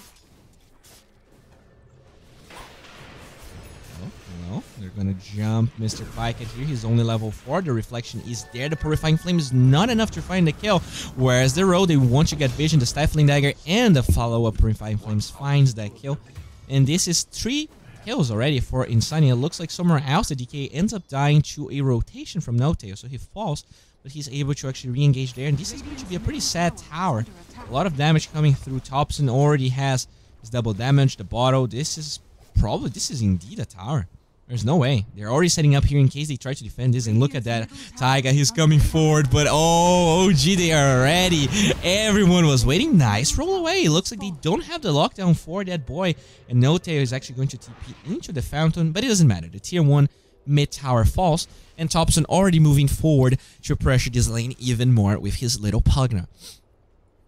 The DK actually walks to the lane. Already level 6. Has that dragon form to work with. Primal Roar probably not used just now, and the RP is still up. So both offlaners actually playing quite chill. But as I say that, they actually TP box it here. Where's the RP? They go forward. Where? Oh, okay, he tries to get a 2-man RP, doesn't find it. But there's no way that Terribly is going to survive. And now Jarex, he is just... Oh, actually sends Seb. What the hell? He actually shows up here out of nowhere with the Primal Roar. They're trying to get the PA, but she actually blinks Strike away. And the shards are going to be off the mark again. So OG, they had some nice, nifty ideas there, but they don't really have the lockdown to find it. Hero, the blur gets committed. PA could re-engage if necessary. Commits the salve. They're trying to get on top of Intania, but PA is like, dude, I'm sorry, but you know, you've been great so far, but I am going to leave you to die. And they're gonna lose him here. And with 4 heroes, I'm pretty sure No Tail and the boys want to force this tower as much as possible. It looks like they're actually chasing Thompson here. He's committing his little taunt. The row is not going to be on point, and the Crepify actually is slowing that quick for DK a little bit. Thompson looking for the kill into the DK, but he's just going to chill in the backlines so that he doesn't die to the Nether Blast, and they will find the kill on to Thompson. Radiant's bottom tower is under attack. Radiant structures are fortified. Why is No Tail playing Tusk and Jarex Chen? Well, maybe they like Chen position 4. I don't know. New patch, new roles, new ideas. Quickflip pops the Dragon Form, has the in power, so he's going to be forcing this quite a bit. It looks like in the bottom lane the tower was claimed by Pyket, but he is on level 5. He has some decent farm here, already has the 3 Wraith Bands, and he is moving towards that power treads. We see Jarex going back to his side of the map here. Actually goes towards the right side of the map, and they will actually send someone. I'm not sure who they are bringing, but they are bringing someone. Where is that hero? It's actually the Beastmaster. No vision from Alliance that this actually happened, but they don't force as hard on No Tail as they could, so they might be expecting something of that sort. Thompson is also being called by the Chan, and they really want to find this boy here. Taiga commits the row. The Thompson TP is not going to be as effective, but they're going to find a better target. It's actually Mikey's PA, and that is a dead Phantom Assassin. Pretty good rotation by OG, and they will try and do the same thing here in the top lane. They're going to try and collapse into the tier 1 tower. The DK tried to force this, but he's out of Dragon Form. The tower is still super healthy, so even if he's right-clicking this, they are not going to have as much push as OG. We already see the Hawk being committed here to get vision, and he gets vision off this Taiga or Spirit. Can they get on top of that roll? They will. And now with the Decrepify, that is a dead Beastmaster gonna send. Oh, this is so fast. Shen allows him to play so fast. Now Jarex is gonna get Stifling Dagger. There isn't power onto the PA as well as Coup de Grace, so they need to be careful against that burst damage. Thompson is gonna start taking damage. The Decrepify is going to be available, and he will disengage for a while. They do get the Purifying Flames. They actually dispel the Decrepify, and the last Stifling Dagger finds that kill. Jarex gonna be stunned. The Dragon Tail from Koifa. Can they find this kill? Of course they can. So that's a 2,000 gold advantage for OG, but a lot of that's pretty even in terms of scoreboard here. The Catapult unfortunately dies. No, actually Koifa shows up, draws the aggro, and they will be able to maybe get this tower. No Tail is in position, has his Tome of Knowledge available. Yeah, he's just gonna watch his tower getting murdered. In terms of win probability, it is actually pretty even here, around 50% between both teams, and We do see Sab here chilling around. Already has the Vladimir's Offering. Pretty strong item to have with a Terror Blade. But he's going to be found by the Dragon Knight right here. He has Primal Roar in a couple of seconds. But with Boxy approaching, he will be forced to disengage. Alright. They will commit the smoke here on the side of OG. Looking for some heroes to play. Oh, and they're gonna find the Oracle. But yeah, they might be interested in something else. Okay, the DK is there as well. The roll onto Insania. I mean, even if they find this kill, I don't even think it matters that much. He commits the Fate's Edict here. He's going to fall, but it's just an Oracle. Is this kill enough for OG to actually capitalize on a tier 2 tower? Now, that is the important question. They are defending the tier 2 mid here. Mikey trying to disengage. No Tail is around. The Stifling Dagger connects, but they do have Jerks in the high ground. They need to be careful. Alright, so PA keeps on farming. Has the triple Wraith Bands going towards that Battle Fury. Even though he has in power, you know, the mana region and HP region is not to be underestimated. And it just makes the PA even stronger against the Terror Blade. Especially now that they nerfed Cleave, so he doesn't ignore armor anymore. You know, having more cleave is definitely better.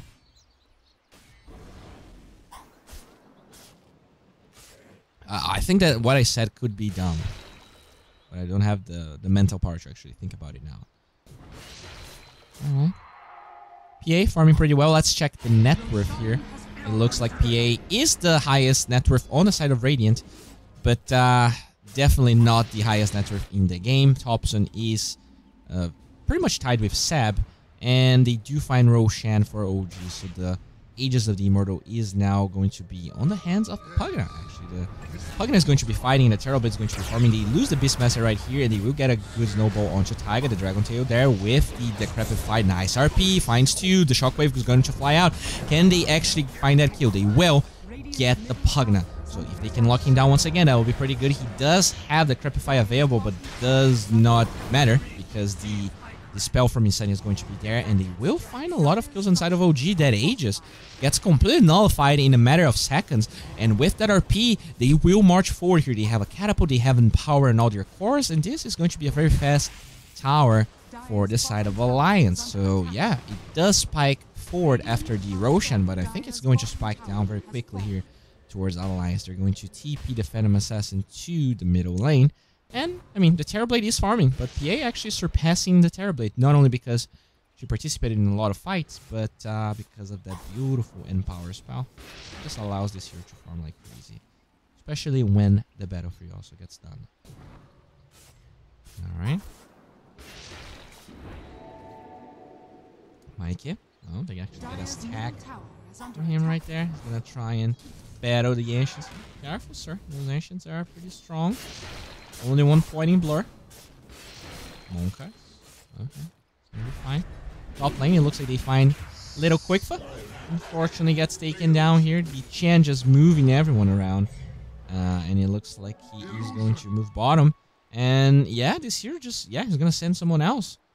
This hero has so much mobility. Hello. He's gonna bring No Tail. The cooldown is very low. It's only 70 mana. He's going for a medallion as well, so he wants to get some armor to protect people against the PA, and also for them to rush faster. Always nice to get a minus armor. Thompson has his Veil, and now he's going for the Aetherland. Surprised that he actually went Veil. I felt like the item definitely lost some value. Oh, PA. Alright, they're gonna bring even more heroes. 15 minutes. Mikey will find a bounty room, but the Hawk giving vision of him, and oh, look at that snowball. The Hawk just sets up that spell so beautifully. And now with the nice blink to the small camp, this ward, I'm sorry, it was actually the Oracle giving vision. They will try and disengage the False Promise, giving more HP to Mike. He's going to get the Stifling Dagger there, where, oh, he actually disabling all the magic damage with the Fate's Edict. Nice RP. They're gonna find one hero. It's the Beastmaster, but he still has RP, and he's going to commit it onto the Air Spirit. But okay, Pycat will just destroy those heroes. And it looks like with the snowball, they want to move forward. Mike, he's going to get hit by it. Can he blink strike away? He doesn't have it. Finally, we'll be able to blink towards the Dragon Knight. They're diving tier 2s here. And Insania trying to protect the PA, but she's probably going to... Yeah, the Oracle does fall right here. The Dragon Tail holding no tail in place, but they don't have the follow-up. In OG, they actually get 3 kills out of nowhere. Because of the Chen, he just... You know, the Terrorblade is farming, and anytime he can just show up. I think this is such a powerful spell.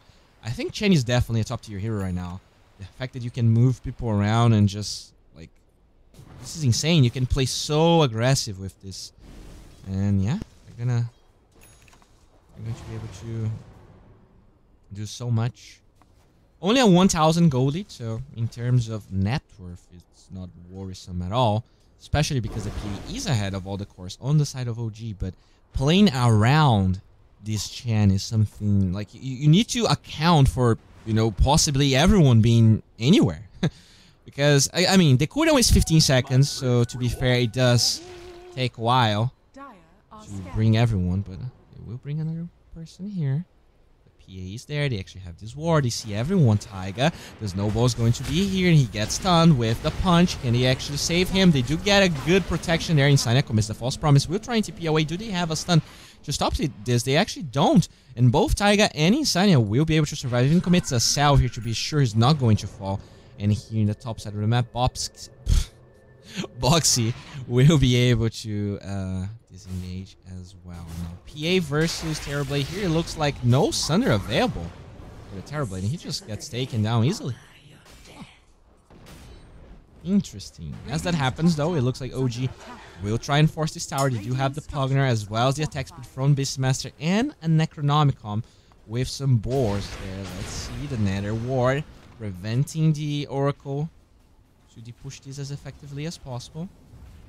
It doesn't look like OG will pressure this too much. The roll from the Air Spirit, the shards are going to completely block Taiga here. Nice Noble actually dodging the Dragon Tail towards the PA, but there's no Blink Dagger onto No Tail, unfortunately. And he gets taken down.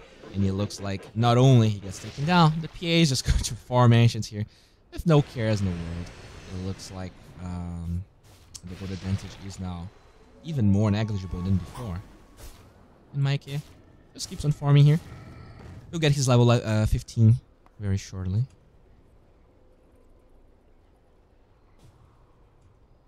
Okay. Bottom line, we do see Thompson here. Already has the Aether Lens and that Veil. Looks like he's going for some Dagons. Let's check everyone's items, actually.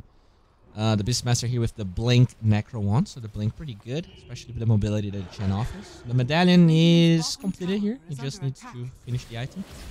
Terrorblade with BKB ready. So Dragonlance BKB, very selfless build. It does have some, you know, buffs from this Divine Favor. The Tusk doesn't have much. Air Spirit with 2 bracers. Magnus with the Blink Arcanes going for a Shadow Blade. Random Assassin with that Battle Fury just commits the Blur to keep on farming. BKB is going to be the next item of choice. Dragon Knight. Blink Soaring. And the Oracle with the Urn. Pretty effective. Because it, oh no, he actually ended up dropping the ward there. Unfortunate because he doesn't get vision. He will need a courier. So he has to drop the ward. OG knows there's a ward there now. And now Thompson just moves forward here. There is backdoor protection, so the Nether Blast was wasted in a way. And they also have vision here, so this could be a good fight for Alliance. They have the entire insight of what OG is doing on this side of the map. This push from OG is actually pretty scary. The kick is going to fly out. It is just as low though. And they will defend this tower, but I mean some decent damage being done for sure. Alliance, they will commit a smoke as they try and chase, and then the ward's going to be laid down, and Thompson needs to be careful as he disengages. Okay, so the Empower gets scouted by the Nether Ward. They need to be careful in the top side of the map. They will send some heroes because it's 20 minutes. So nice job there. No Tail already allowing his team to find one bounty, and the shards will actually be vision. No Tail will move towards that area of the map. But look at Mikey, he gets vision. Jarex, the Stifling Dagger, is going to be there. RP onto the little pugner. Can they actually find that kill? Oh god, they indeed can. The Hand of God is not nearly enough. And now they're going to stun No Tail here. The Warlord's Punch trying to slow quick fight down. They do lose the channel on the back lines. No Tail as he tries to disengage. The board is actually blocking him. Nice roll. Taiga will get a good slow there. Can he find a kill? The silence with the Ebola. They will find No Tail for sure. The Dragon Tide blinks forward, looking for more. The Pycat Terrorblade is on the back lines, but with the BKB, he's a very hard kill to find. And Alliance, they will group up and start pushing this tier 1 top tower. Hey boy, do you have a Discord server? Yes, I do. The one that shows here on Twitch is... the link has expired, but if you look for the Discord link on YouTube, that one is working, so make sure to look that one up. Jarex is level 8. Already has a Medallion of Courage. He's now maxing. And now that's interesting, right? The Chan. He's not playing as a let's play with creeps. He's just like amplifying everyone's damage. So he's just sending people around and amplifying damage so people can fight. It's a completely different way of playing Chan. You can definitely play the old one. It doesn't matter that much. Alright, so he steals a catapult now, and they might be interested in fighting. They know that there's no RP for 30 seconds, and they also know that there is no Dragon Form for 30 seconds. This could be potentially a tier 3, even more. They're gonna drop the Nether Ward. They do have this beautiful Arcane Rune. The damage is coming through so fast. They're gonna get a good kick there, slowing things down. But Pycat will be able to march forward. They have 2 catapults. They have the Necronomicon. They have the Beastmaster attack speed. It's so much increase in physical damage. They will try and commit the Breathe Fire here, but Koifa taking so much damage. Thompson commits another Nether Ward with the Life Ring. Can they fight that kill? They're going to disarm that boy, and Thompson needs to get out. He will be able to disengage. No! 3-man RP. They're going to get that kill, and now the Sender coming from Pycat, but he's still low anyways. And now he's trying to disengage, and his BKB is going to wear off. This is a triple kill for Mikey, and they're going to find another one. They're going to lose 4 heroes on the side of OG Boxes. He's been delivering those RPs so well. They do lose the melee barracks though, so that is problematic. While they do get that 3-man RP, while they do get 4 kills, they were able to acquire the melee barracks, and that is definitely the most important objective they could find in that bottom side of the map. Roshan is up though, so let's see if Alliance can actually grab... Oh god, the damage is so insane. I think this is going to be a very easy Roshan for them.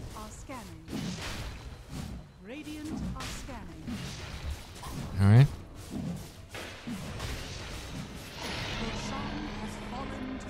Alright, so the Aegis is going towards PA, and the Cheese is going towards the Dragonite. PA, by the way, has the Sanjin Yasha, so maybe thinks that the status resistance is pretty good here. I'm surprised about this Sanjin Yasha. You know, Manta, you can dispel so many things with the Manta here. The Penitence, and the Reflection, and the Decrepify. But I guess the status resistance... I mean, it is a lot of HP.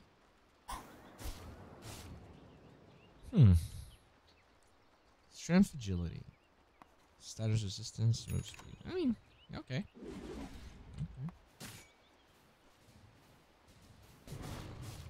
I mean, I guess reducing the Primal Roar duration is something that both BKB or Manta doesn't do.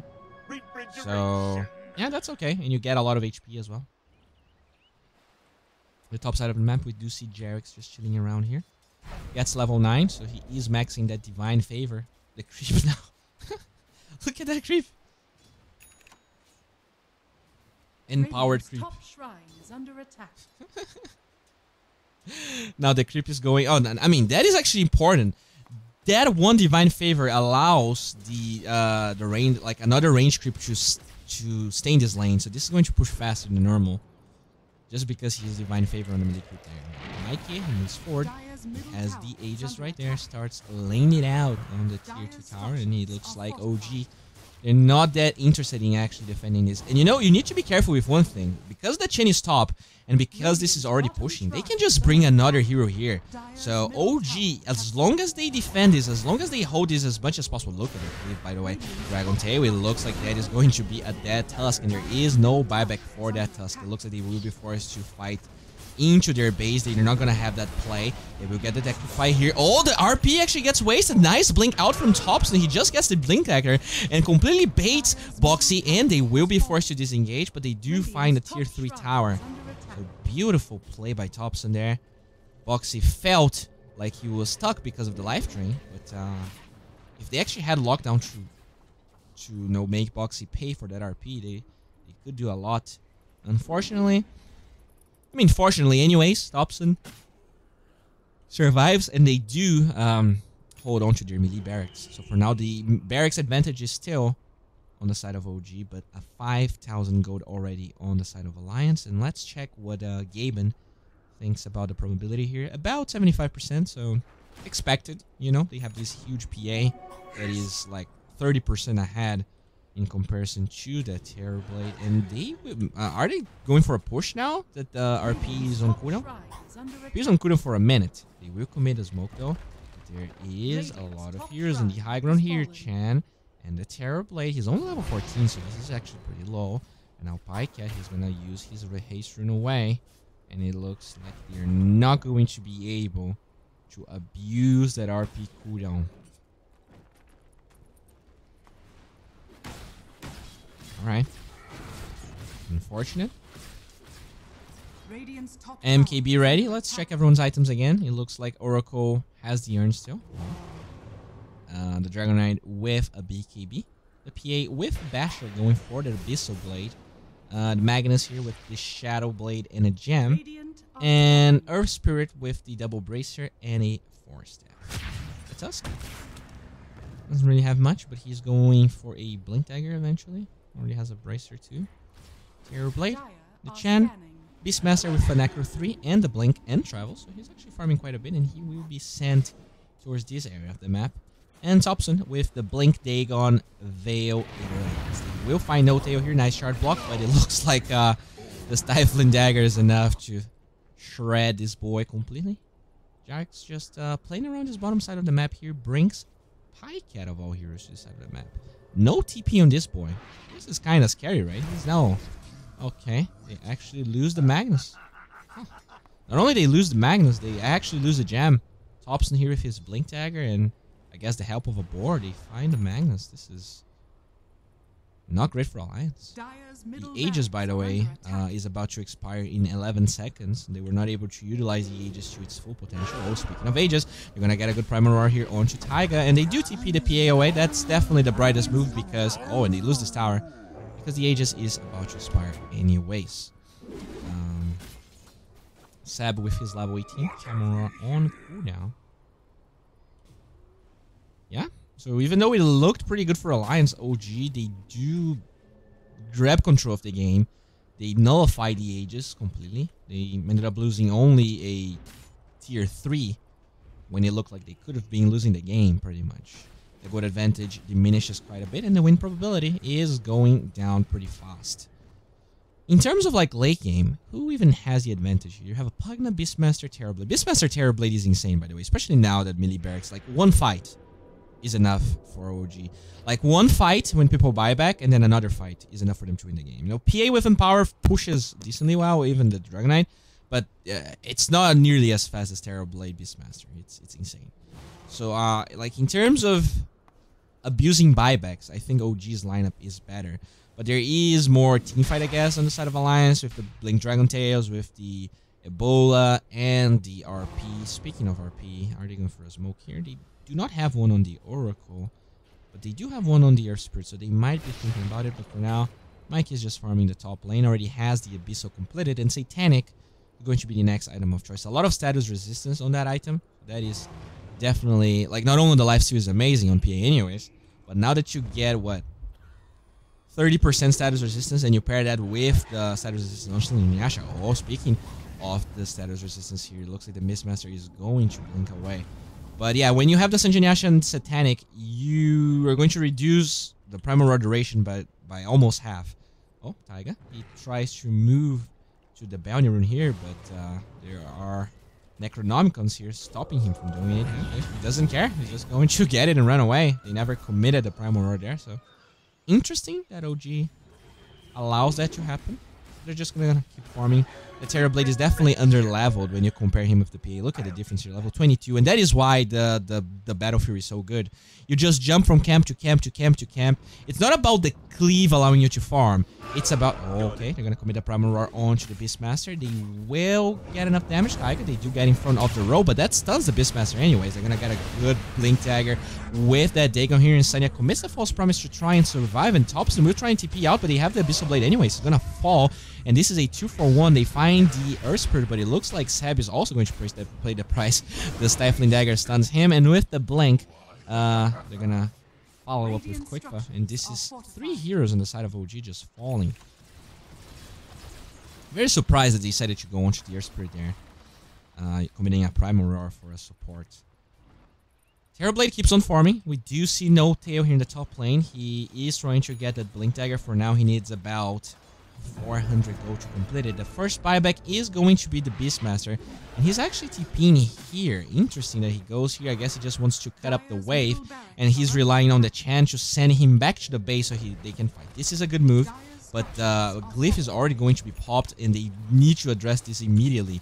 Beastmaster will... Oh, wait, what? He has another TP. Oh, that's true. You have Travels and TP with separate cooldowns anyways.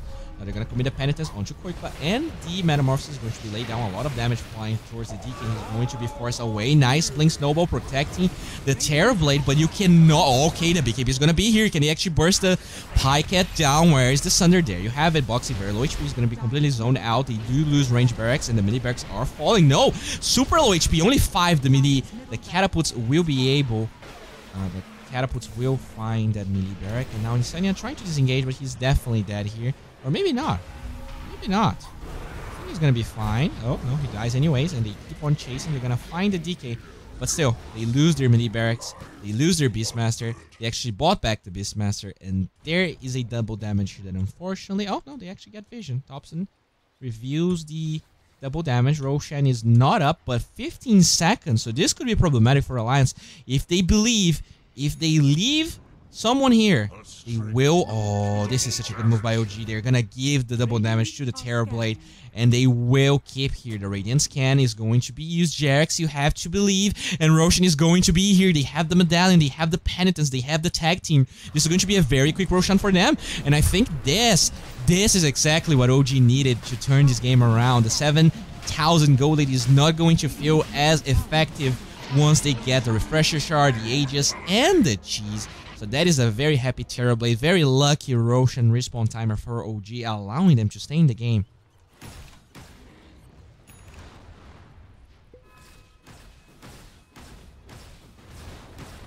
I support your casting, but I won't watch it. It actually destroys the entertainment. Sure, go watch something else, dude. I am trying to improve as much as possible. Sorry if I'm not your cup of tea.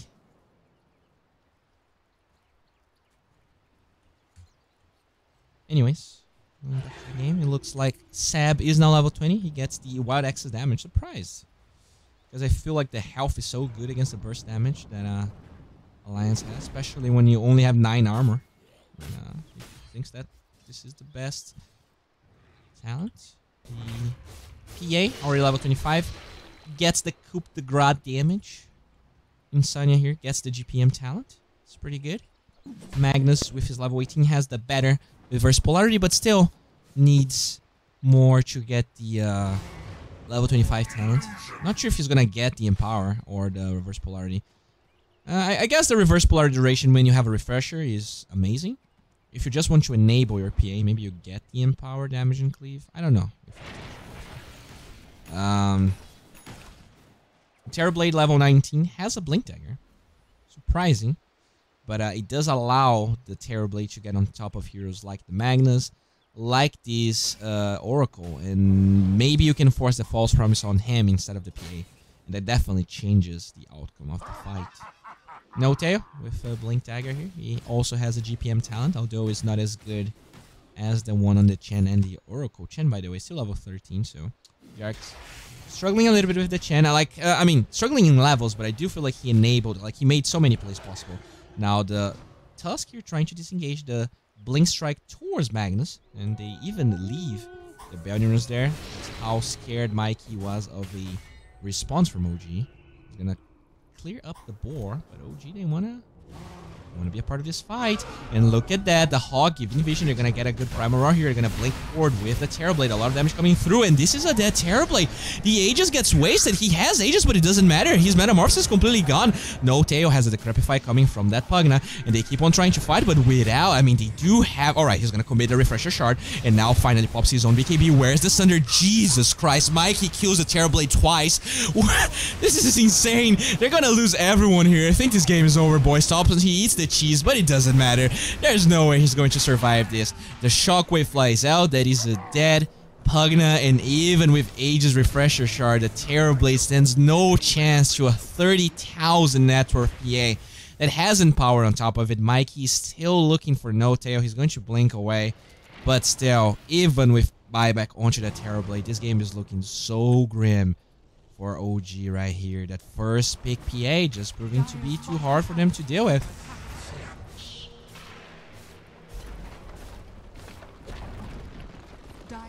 The Terrorblade is terrible. Dude, PA was creating for 1.8 thousand, I mean, K damage against a hero that has 35 armor. Like, how are you supposed to handle this?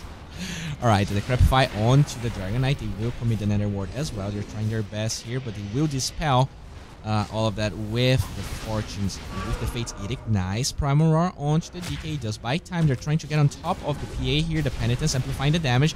The Decrepify is there as well. Snowball trying to get on top of the Magnus. The Note will be able to disengage. They will get a good charge here, blocking Boxy once again. Doesn't have the Skewer for 11 seconds, but it looks like OG won't be able to find any kills. They defend their high ground once again. So, in terms of barracks, the game's still even, at least in terms of melee barracks. But definitely not looking great for them. The win probability at around 90% already, and it looks like they will group up here. They don't seem to have a smoke. Barracks does have one, but the Terrorblade is not there, so it doesn't look like they're going for any plays right now.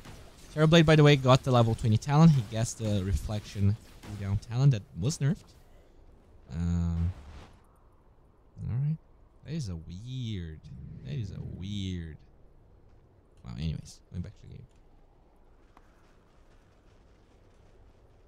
Okay.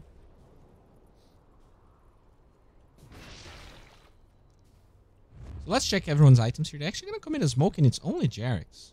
Interesting. Very interesting here. So he's going for like a YOLO ward? What is he going for here? Dire's top shrine is under attack. Commits a solo smoke. He walks. Alright, he just moves forward. He's gonna drop a ward. Alright. And he will hide. Okay, and now he's going to summon a hero here. So are they trying to rat these range barracks? Let's see, Sab shows up. Oh, that is a TP coming from the PA. They actually get vision. There's also TP coming from Insania, so they send two heroes. They're gonna jump the Oracle here. Do they have enough burst damage with the Penitence? It looks like that's definitely true. Now, they will get a good disarm here with the Heaven's Halberd, but thanks to the status resistance, the Heaven's Halberd actually doesn't last for long, and they will just find a kill onto the Beastmaster quick by trying to disengage. He's super low. They will get a Warrior's Punch onto him, and the DK will fall. He has buyback. Now, Terrorblade doing a lot of damage. They will find Boxy, and he was never able to commit his RP. He's super low, and they will disengage. The fact that this PA has about 41% status resistance means that the Heaven's Halberd lasts for 2 seconds. The item purchase from Sab is just completely nullified. And I guess that is one of the benefits of the status resistance on items like Satanic and the Sanjanyasha. It makes Heaven's Halberd so much weaker. They want... I mean, they don't lose anyone. They actually find 2 kills. I mean, they lose the Beastmaster, but they fought here. And that is nice. When you're fighting from behind, you definitely want to be on the Alliance side of the map, because if you lose the fight, you're going to have to walk all the way back to actually punish you. And that was a good fight that OG attempted there. They were able to trade 2 for 1, which is awesome considering they're 4 behind. The Metamorphosis was spent, so we have to wait and see if... Oh, they lose the plug now. Yikes.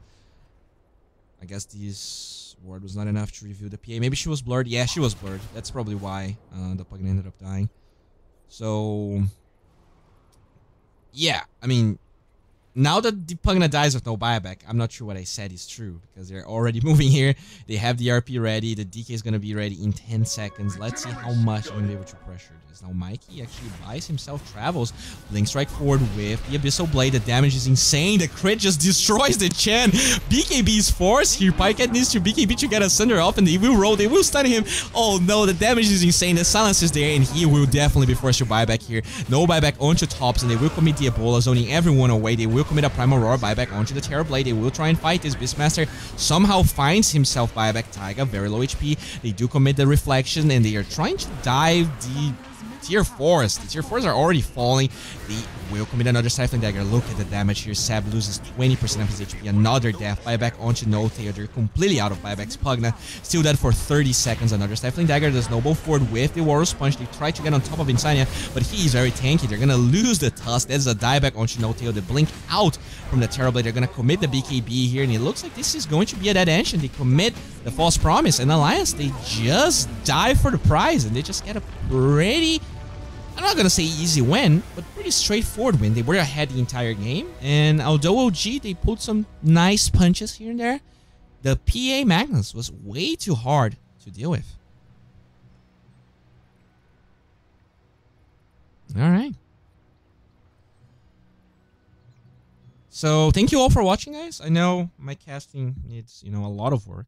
But if you enjoyed the cast, make sure to follow here on Twitch. Make sure to subscribe on YouTube if you're interested. And yeah, we're gonna be back. This is a B03. This was game 1. So I'm gonna be back in about 10 minutes for the next games. Hopefully you guys enjoy the cast and you're gonna stay tuned for the next one. Just stay around. Alright, enjoy your royalty-free music.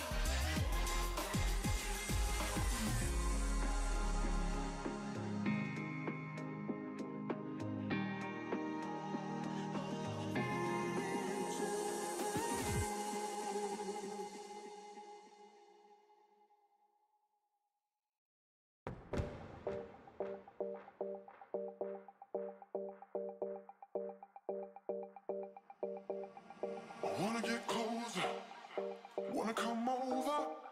I wanna get moving, grooving. Your folks disapprove it. We can have fun, yeah. Don't need no money. And we can be brilliant without millions.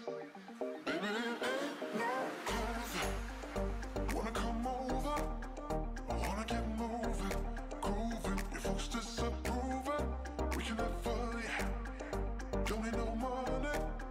And we can be brilliant without millions.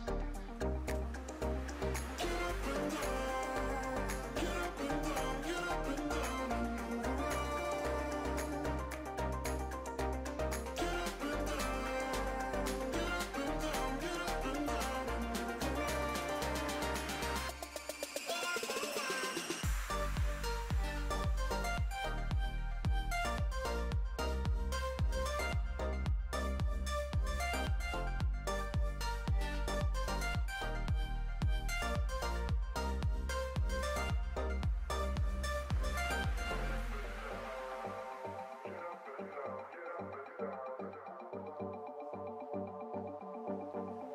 I wanna pull over and pick a four-leaf clover.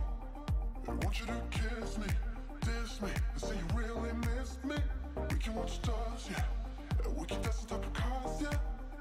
We can make billions, not zillions. I wanna pull over and pick a four-leaf clover. I want you to kiss me, diss me, and say you really miss me. We can watch stars, yeah. And we can dance on top of cars, yeah. We can make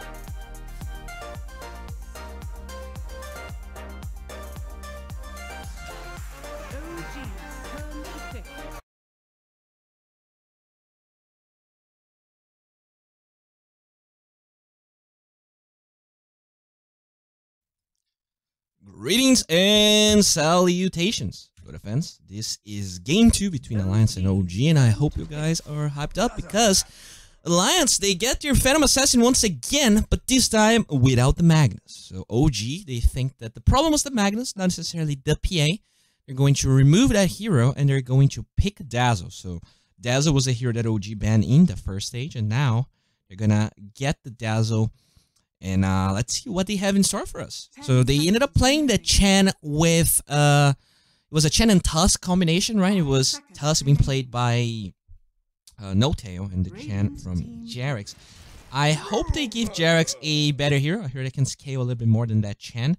This Brewmaster could be offlane. Could also be, I saw a lot of 4 Brewmasters. So this could easily be Jarex's Brewmaster to play with, having that Drinking Haze. Actually, let me just check something here. Your judgment comes. So the self-attack chance could be pretty good, actually. The self-attack chance. And now they did change the way that it works. So it's like any spell that deals 8. Anytime a target is dealt 8 spell damage or more. But I wonder if it works with Dazzle, you know, because there are different there are a lot of different instances of heal that also do damage combined. So I wonder if that counts as 80 damage, or if it counts as very small instances of damage that don't really proc the Cinder. I mean, it doesn't matter anyways. The Brewmaster is always a nice hero. You're gonna be able to take the PA out of the fights at the start. You can take the Oracle out of the fights, by the way, that they already picked again. So they open up with that PA Oracle. And they want you to have a similar of a game as the first one, it looks like. Alliance, they felt very comfortable playing that hero. 10 seconds remaining. Yeah. How are you guys doing? 5 seconds remaining.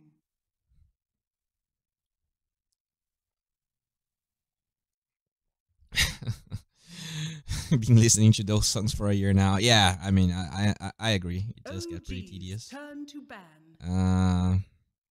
PA win rate went up 4% since 720. Nice. So they removed the Pugna and the Tusk on the side of Alliance. They don't want to give Thompson that hero. Especially now that they don't have the lockdown of that Magnus to just jump the little Pugner. 10 seconds. Now what does OG remove here? I mean, on the side of Alliance, they're definitely liking offlaners and supports. I wonder if there's something specifically that they want to remove. They already removed the Air Spirit. I felt like the Air Spirit definitely impacted the game positively on the side of Alliance. So, and I mean, Air Spirit versus Dazzle is so good. You have the mobility. You can just close the gap on him. Drop that silence off. He's going to be a poor Dazzle. He's not going to have any ways to dispel the silence. And most of the time, the Grave is not going to come through during the fight. I wonder if they want to play Terrorblade again. You know, this time with the Dazzle. It definitely makes the hero feel stronger. Now that Sunder cannot go through BKB, the fact that you're going to survive for extra 5 seconds might be enough so that the BKB is over and the Sunder gets off, allowing the TB to deal a lot of damage. But yeah, they're taking their time here, considering the ins and outs of this draft. Boy, can you cast Liquid versus Vega, please? I mean, I already started casting this, so I am very sorry, but I can't just move to another series like this. I am very sorry. I did ask people which game they wanted to watch, and this was the option with more votes.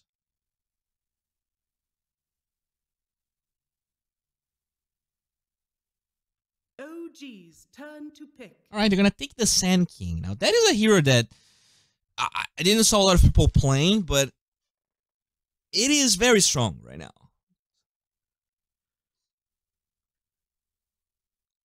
And what do you pick here on the side of OG? You have this Dazzle Brewmaster. Their cores on the last game were the Beastmaster for Sab, 10 the Pugna, seconds that is remaining. banned unfortunately, and the Terrorblade. I think they fourth picked the 5 Terrorblade. seconds remaining. So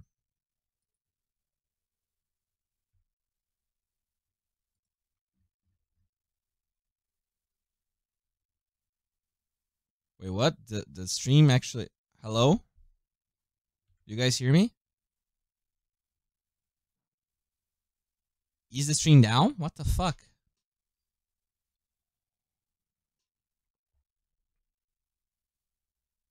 Huh. Well, I guess restream is still the problem. This is so weird. Hopefully it doesn't happen again.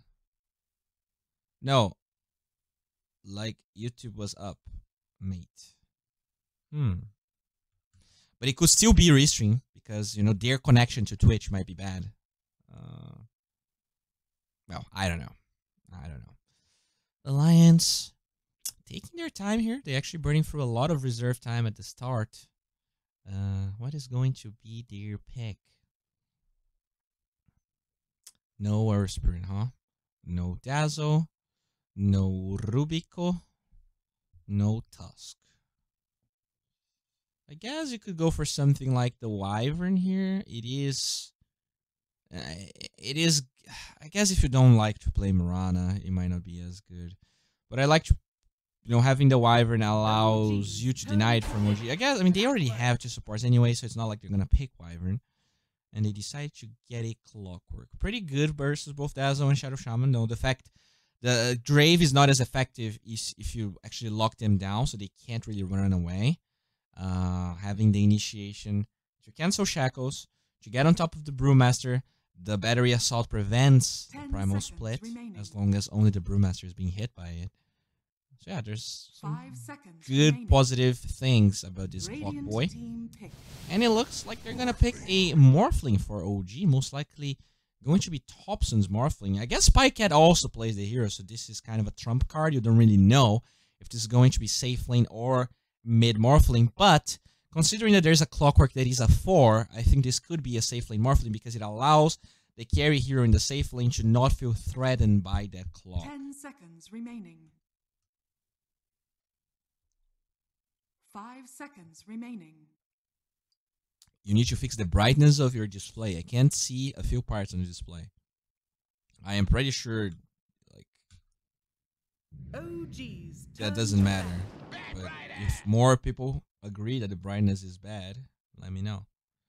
I'm pretty sure, like, my brightness setting on my monitor doesn't affect the stream because it is picking up on the, like, on the data, not the screen. I could be wrong.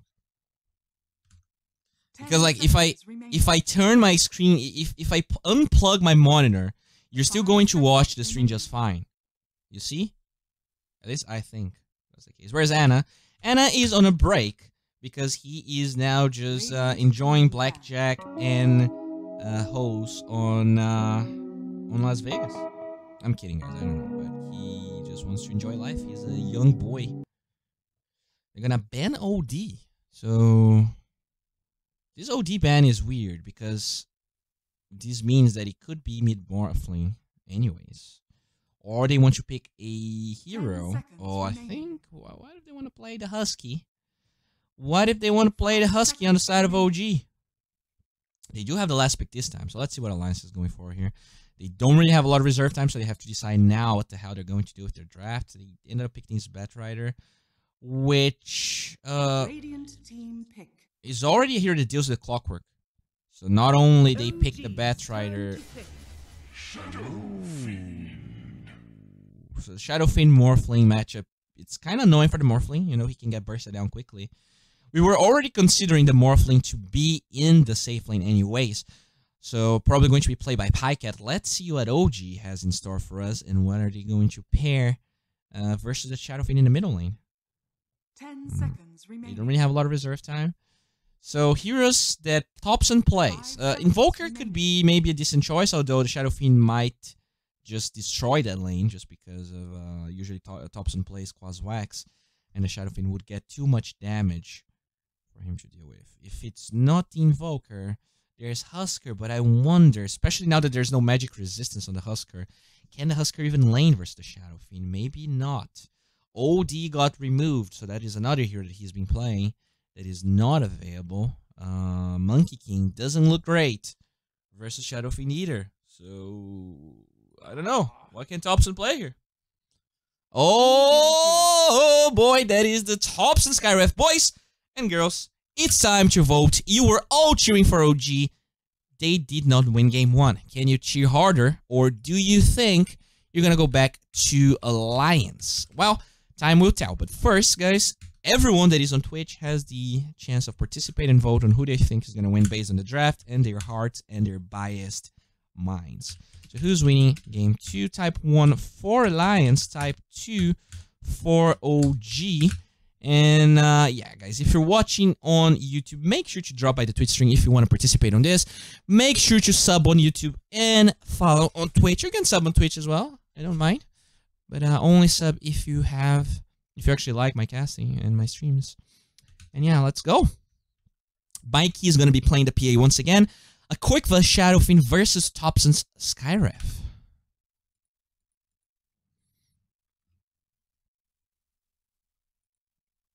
Alright, I'm just going to tweet about my casting here.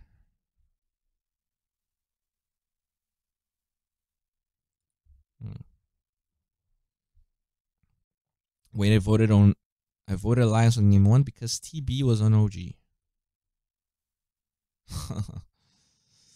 I'll go with Alliance, Spike at Sucks, and Thompson playing Garbage Hero. Garbage Hero? Excuse me? Did you just call it? Alright. You're going to see Thompson destroy Shadow Fiend, alright? It looks like OG still has the advantage, but who is boosting its Spike yet? Alright, so let's begin here. This is game 2 between Alliance and OG. And let's get this going. Prepare for battle. Alright. So, let's check the players here. So we're all familiar with them. This is going to be, again, an Insania. Oh, and they do have the Clockwork Shadow Fiend little play. Okay, let's see how they're going to do. They already have 6. The maximum is 12. So it's not going to be hard for them to actually pull this off. Alright. 1, and 2, and 3. And, alright. Here's that I guess even if the Clockwork attacks, it's hard for the Shadow Fiend to get them anyways. Alright, let's get 12. 1, 2, and 3. Alright. So, yeah, as we were talking about, Insania still playing this Oracle, Quickva playing the Shadow Fiend, Mikey playing the PA once again, and we're gonna have a Boxy onto the Betrider with Clockwork being played by Taiga. This is going to be the No Tail Dazzle. Pretty cool little staff he has there with a kind of a pretty chilling face. Morphling being played by Pycat. Pyke moves forward here. There is a little tree and Pycat will boop him once. Sebastian playing the Brewmaster. Jarek's playing the Shadow Shaman. And Thompson on to that Skyref Mage. Look at that. Already has a ton of mantles of intelligence right here. And somehow, what is he even doing here? I don't know. I guess he wanted to harass Quickfa a little bit. So he was already in position to get a good arcane bolt. But Quickfa ended up TPing into the lane. So, let's see. Nice deny right there. You need to be very fast keying this lane to make sure that the Shadow Fiend is going to struggle. For now, he is 1 and 12, so he has a lot of damage anyways. It's not going to be easy for Thompson to actually harass, or at least, you know, deny creeps from Quickfa. You can always harass with your arcane boat, but it is definitely hard for you to get denies because he already has a lot of damage here. 68 base damage, way higher than the Skyref Mage, unfortunately. So even though he's trying his best here to deny, at least the Shadow Fiend doesn't get the deny. In the top lane we have First Blood. I was just babbling. They do find both the Clockwork here and the Brewmaster into the safe lane. So it is First Blood for Alliance. And while they kill Taiga, they do kill a core on the side of Alliance, and it was First Blood. So that is a great kill on the side of Alliance here. You do get another Fate. Except he doesn't have a shtick. He's trying to get the item. Very useful versus the PA. So probably why he ended up giving First Blood there. Didn't have that burst of HP against the PA. The Poison Touch is going to be committed. No Tail is Just making sure that Pycat can get a range CS.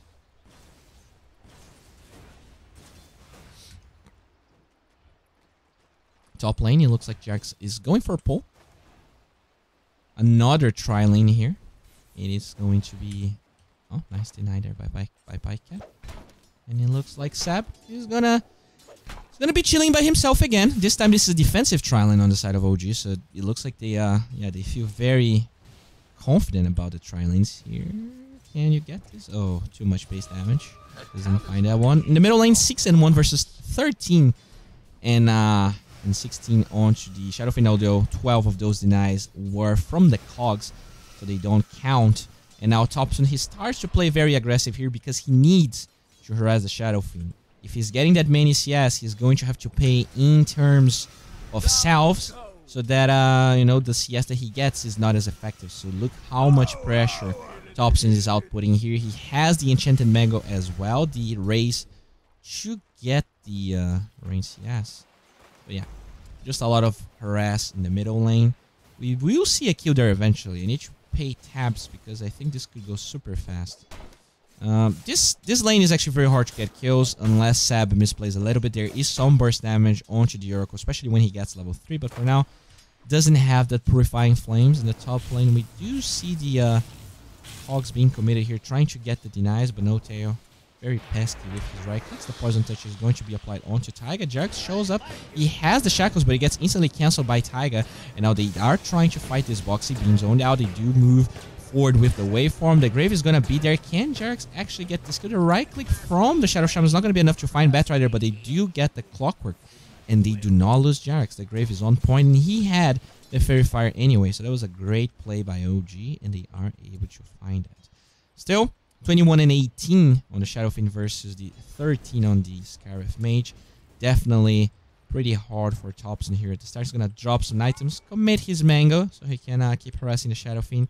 Let's see if Koifa has any... yeah, he doesn't have any region, but this is probably a salve for him. Yeah, salve and raindrops.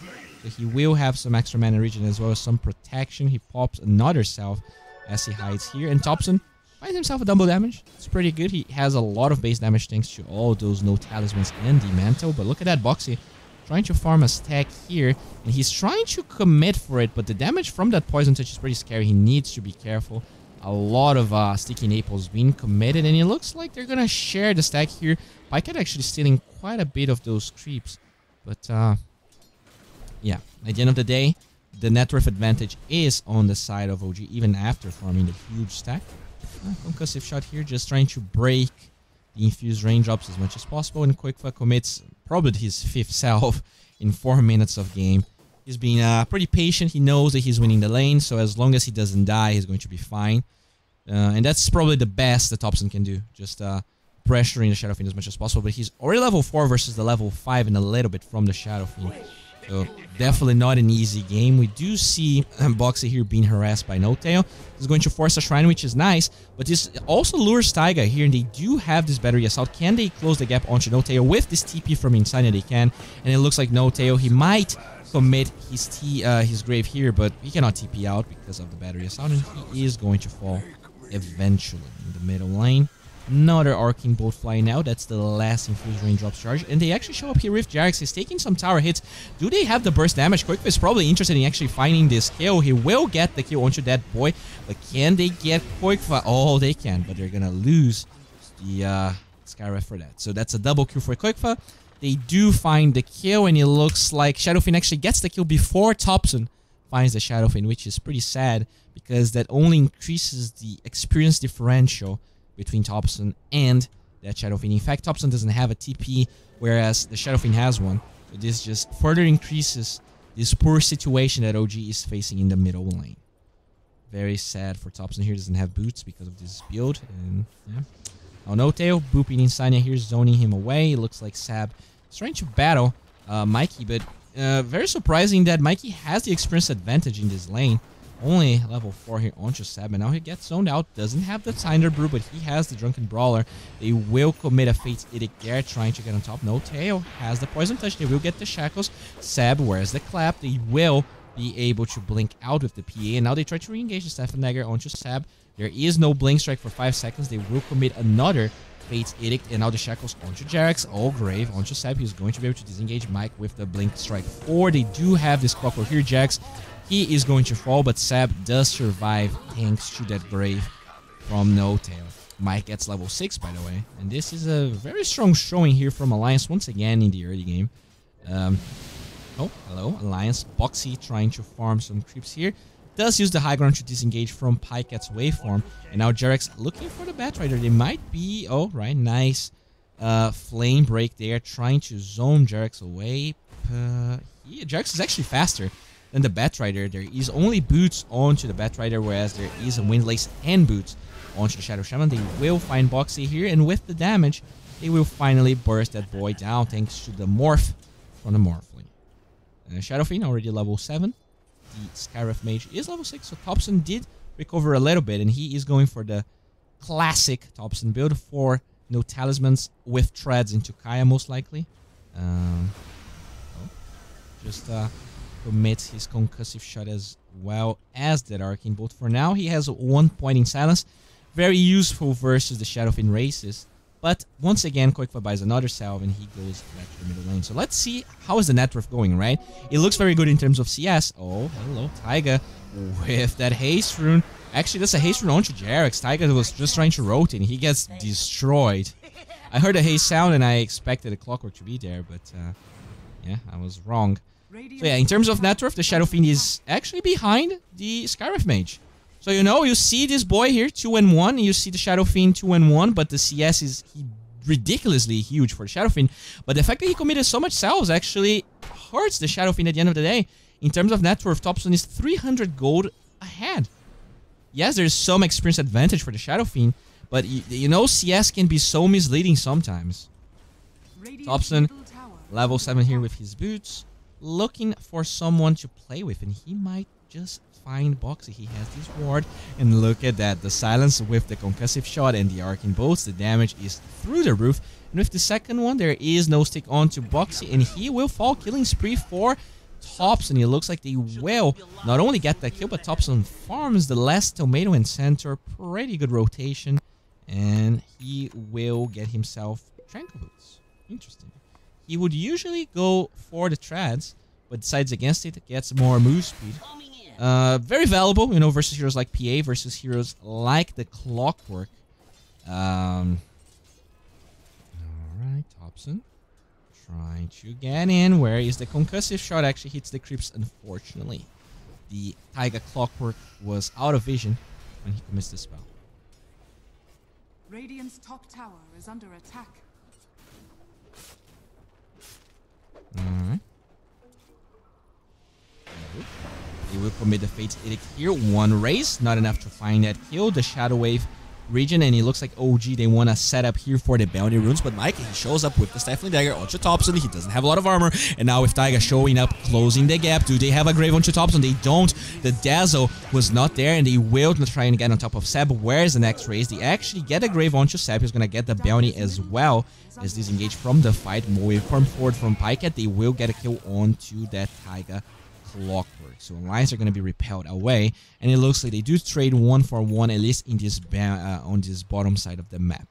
The Batrider did get this bounty and this bounty, so that was at the end of the day a pretty good bounty exchange by Alliance. And the bounty, the Batrider will get his level 6 shortly. Now he's not having a great game, and now Pyket ahead in net worth by a pretty decent margin here, and they start pressuring this mid-tier 1 tower. Quickfire does show up. If he can get 2 raises, I think it's still not enough damage, but it almost solo kills Morphling here. He doesn't have raindrops, so really needs to be careful with that raise. Now, actually, maybe 2 raises is enough. Thompson dies again to the Clockwork, and that is a big problem. You know, he ended up going for these Tranquil Boots so that he can disengage from the clock. But to be fair, I think that it's just not enough. I think he needs a Force Staff. They will claim this tier tower, tier 1 mid tower here. It's actually no one that gets the CS, so that's kind of unfortunate. Morphling usually is pretty good at getting the CS just because of the attack speed and the attack damage that he has. Phantom Assassin going again for that Battle Fury. Pretty standard build. Sab finds the Courier, and he also finds Mikey here as he tries to hit some Mud Golems. Wave from forward will become the PA. The Sapling Dagger will slow Mikey down, but he can Blink Strike towards the low ground right there, and Morphling will have to disengage. They do zone the PA out, and now it looks like he's going to TP to this left side of the map here to find to farm the top jungle on the left side. Thompson level 8 versus the level 10 of Quickfoot, so definitely struggling after those 2 deaths against the Clockwork. And he's going for that 4 staff we were talking about. I think, you know, when you're playing against Clockwork, it's so important to have that. And, you know, that is one of the reasons that the Scarif core was so good. Clockwork was completely forgotten about in the last patch, and Thompson was able to just own the games with the Scarif Mage pick. In this game, though, he's going to have to go for different items. So let's see if Thompson can actually adapt here and play, you know, still create space, even though he doesn't have that huge damage output with the Treads and the Kite, because he's not going to have that much intelligence. They will commit this Sapling Dagger. Here's Sab trying to commit the Primal Split, but the Battery Assault mini stuns not allowing that to happen, and they will claim a tower here in the top area of the map. Smoke Gang coming from OG. They do get a good position here with the high ground. There is wards for... okay, looks like Jarex will get a good checklist here. No Battery Assault ongoing. The Sapling Dagger is going to be committed. Taiga trying to disengage. They do find a very important kill onto the Shadow Fiend. They cancel the TP from Taiga.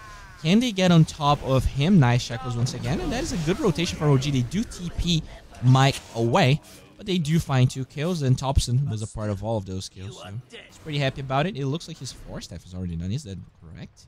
Alright, he actually gets a lot of gold there. It was 458 gold from killing the Shadow Fiend, as well as 200 gold from the Clockwork. Thompson actually getting the last hit on both kills, and now he has a 4 staff. He's going to be able to withstand the aggression from Alliance way better.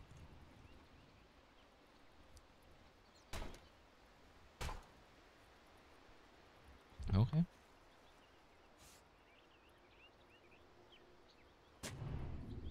Jarex just lays a sentry here. Unfortunately, it's out of range from the Observe Ward that Alliance has, so not only they get vision of the sentry drop, they also know that there's an oracle there. Mikey with his blur.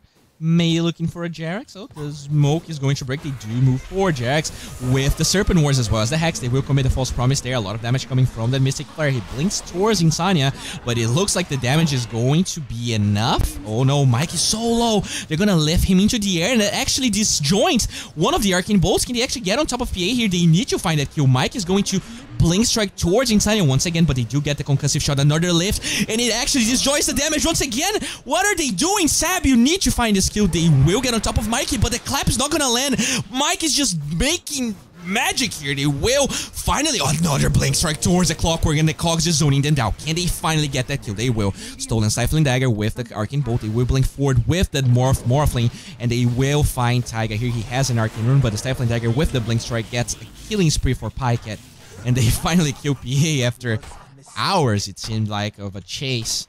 They end up wasting the Serpent Wards here, while they also lost Jarex, so he can, he can split push mid, but he's only level 7. He doesn't have a cooldown for the Serpent Wards, and in fact, he's even behind No Tail in terms of experience. And I have to say, Jarex felt a little bit flat in the first game as well. I think the Chen was behind levels of the 5 in that game, and he's also behind levels in this game.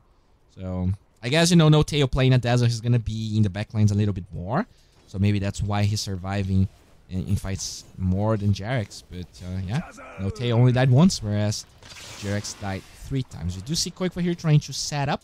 He is going straight up BKB. I'm not really sure what I think about it. And they are trying to get on top of Jarex here. He does not have a TP, and he's trying to hide. The smoke from Alliance, though, will break, and they will know exactly where Jarex is. He's trying his best to hide, but Taiga eventually will get vision. They're going to drop a Hex here. Jarex just buying time for inevitable. You're going to fall once again.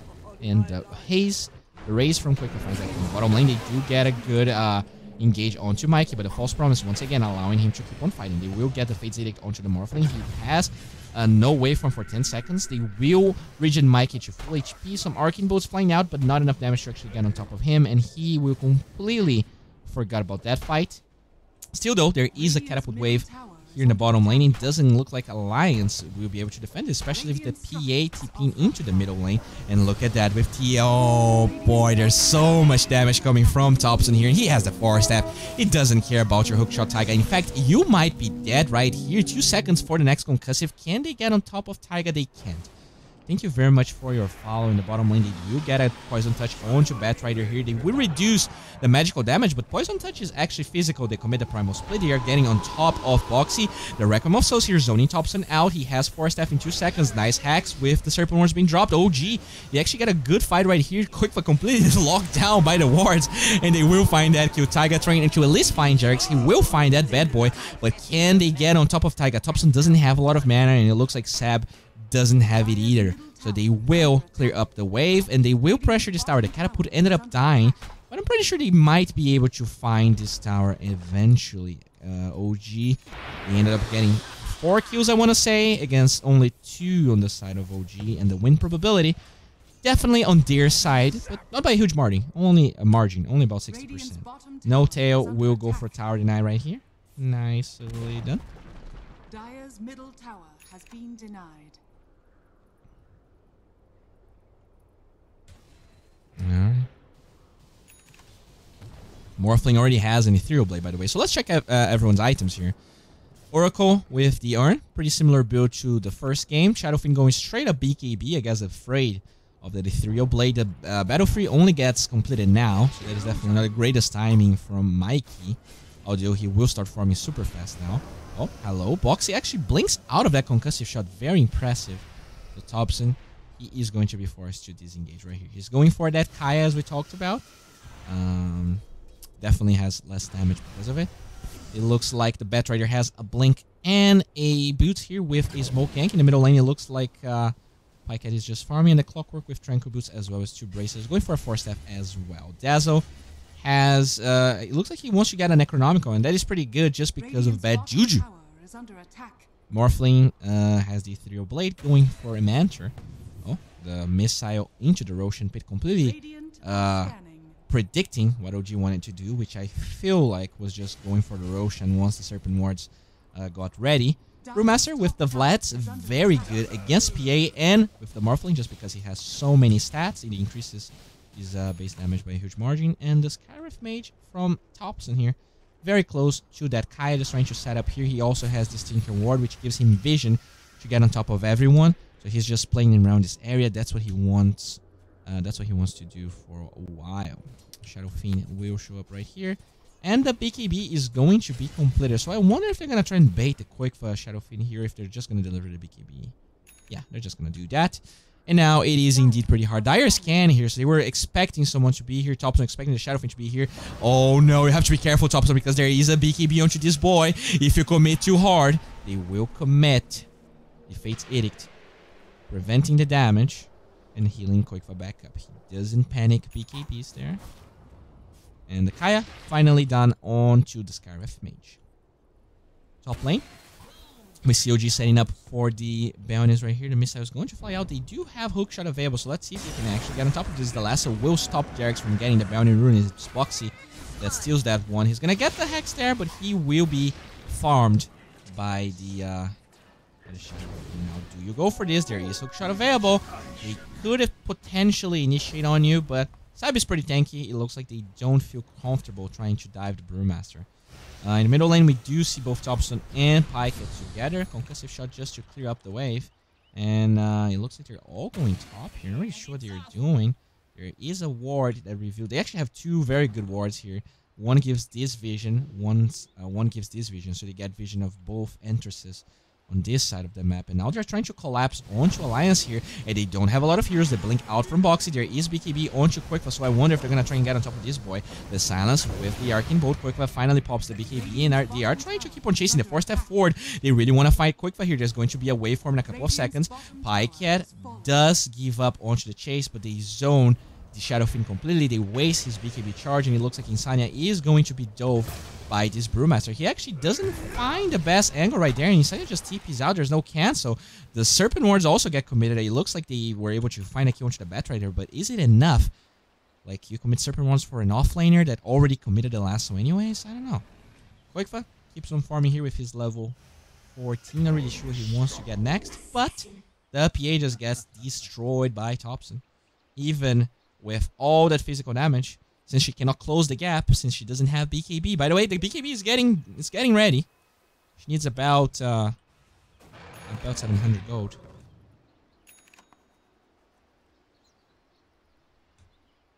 Alright. And Roshan is being attempted. Sab just tanking it up with his Vlad, with his evasion. But they do get vision. They have that clockwork ready. They also have the Bat Trader alive. There is no hookshot, but oh, it already gets ready. And look at those heroes trying to block the path. They have the Necronomicons that they can also use to block the path that comes from that hookshot. Roshan super low, and they will commit the waveform to be sure that the Morphling can find that one without getting stunned. So pretty good move by Pycat, and that is a 1,000 golded for OG, with about 70% of a chance that they are going to win this game.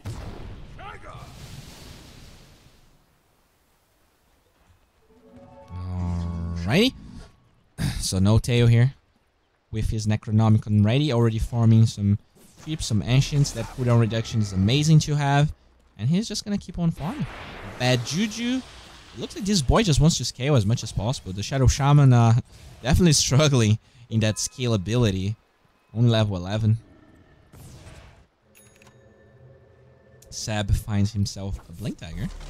And there is a smoke onto the Dazzle. I wonder if they want to commit that. There is no Primal Split for about 8 seconds, so that's not a huge duration. Boxy will zone Thompson out. It looks like they will show up here with the Clap. Taiga has Battery Assault, will commit for it. Can he get a hookshot away? He goes towards his Satyr, but it doesn't look like it's enough. The hookshot is going to be there. Sab ends up tipping him, and at the same time, it looks like they're chasing for more.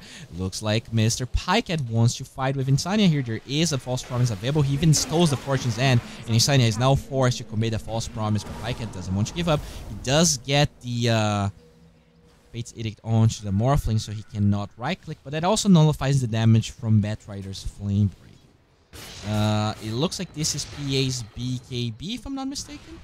Yes, it is the PA's BKB, and Blur, oh boy, Thompson, my boy. It looks like you're gonna get shredded. The little chicken is going to become a stew.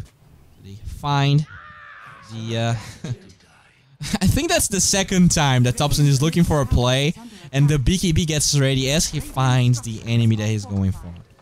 Very unfortunate by him. They will commit the wards here as well as the glyph on the side of Alliance. The Ethereal Blade forward. There is BKB available for the Shadow Fiend, so they're trying to bait this out since there is an Aegis onto Pycat. They're trying to farm the wards right here, and the wards are not focusing on the tower. Very interesting. They will get a good lasso onto Jarex. The Requiem Soul is being applied.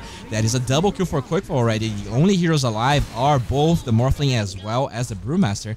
They will try and stun the PA here, but she's super farmed. Can they at least disengage with the Morphling? They find one kill. The Age is still alive onto Pycat. They do have a buyback onto Jarex. I wonder if they're going to try and commit that buyback to save. Yeah, there you have it. They're going to commit a buyback onto Jarex. And now Alliance are going to be forced to disengage. There is a Blink Dagger onto Brewmaster. Can they find any openings? They can't. They will find a deny into this mid tower. It's Oracle that gets it. So, pretty interesting. You know, they force the buyback onto Jarex. They force the Aegis. They do lose the Shadow Fiend though, which is unfortunate.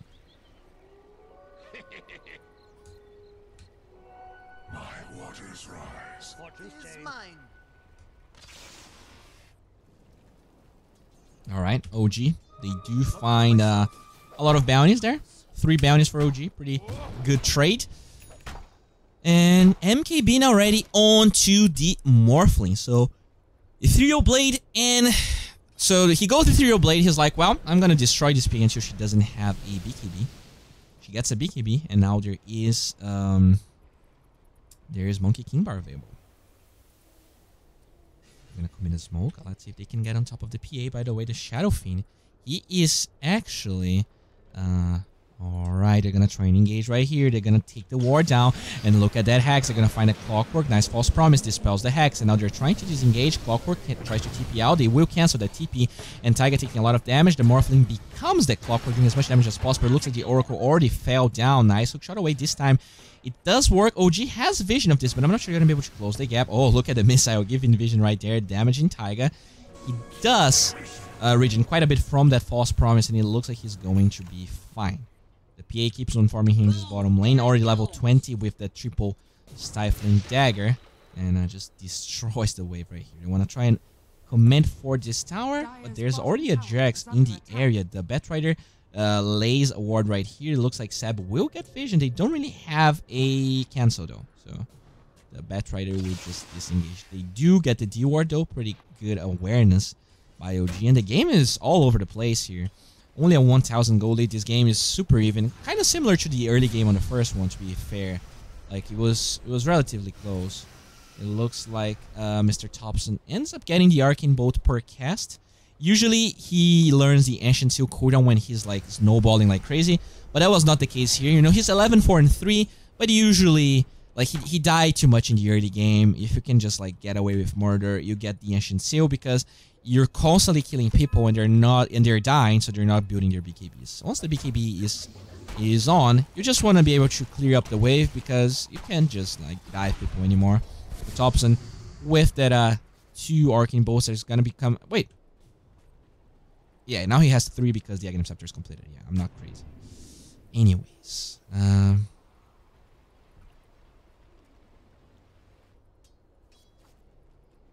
pretty slow game. Roshan gonna take about 2 minutes so that we know the respawn timer. No tail, just chilling here with his team. Everyone from OG on this bottom side of the map. Whereas Alliance, they're mimicking the same movements in this top area. They are trying to get this tier 2 tower, whereas OG already took this one. So let's see how much pressure they can actually apply into this tower. They already dropped the wards here, but there's no creeps to tank, so there is actually a lot of damage being done to the Serpent ones. They will send the Batrider first, and he has that last, so no linkage onto the Morphling. He needs to be very careful. Doesn't have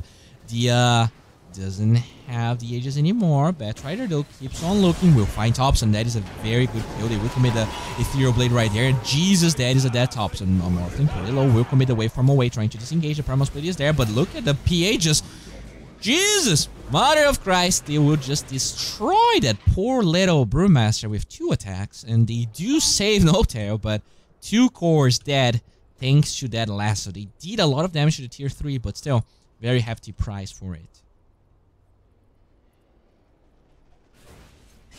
Alright. Shadowfiend gets himself the Mantra. Roshan still 1 minute and 40 seconds until we know the respawn timer, which means Alliance won't really be able to get Roshan while the cores on OG are dead. But they will try and set up for this tier 2 tower. They have a lot of physical damage. That PA is fully online right now. It's actually ahead of the Morphling in terms of net worth, and this tower falls super quickly. We're gonna disengage, and the only tier 2 towers remaining are this one and this one, also kind of mimicking the movements of both teams. Smoke Gang being committed by OG. They probably want to stay around the Roshan area. Alliance already trying to set up here. We do need about 30 seconds until the respawn timer is revealed. Do they have the commit decider here? Just want to be sure one is there. Dazzle. Alright, the missile is going to fly up, but doesn't give any vision because of that smoke arena. No wards on the side of OG. They just want to find a good jump. The smoke is going to break. The blur gets applied onto the PA, knowing that the smoke breaks. The Radiant Scan is off the mark, and they will farm some of those Necronomicons.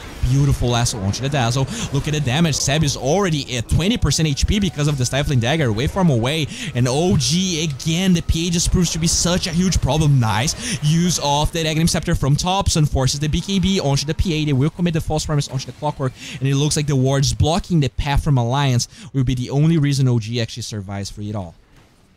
I mean, I said OG survives, but they lost 2 heroes. They don't find any kills. And look at that Roshan respawn timer. 2 seconds. If Alliance can actually get vision, I think the missile actually revealed Roshan here. Did they get vision of this? They will join the Roshan pit, and they are... Yeah, Clockwork reveals the Roshan.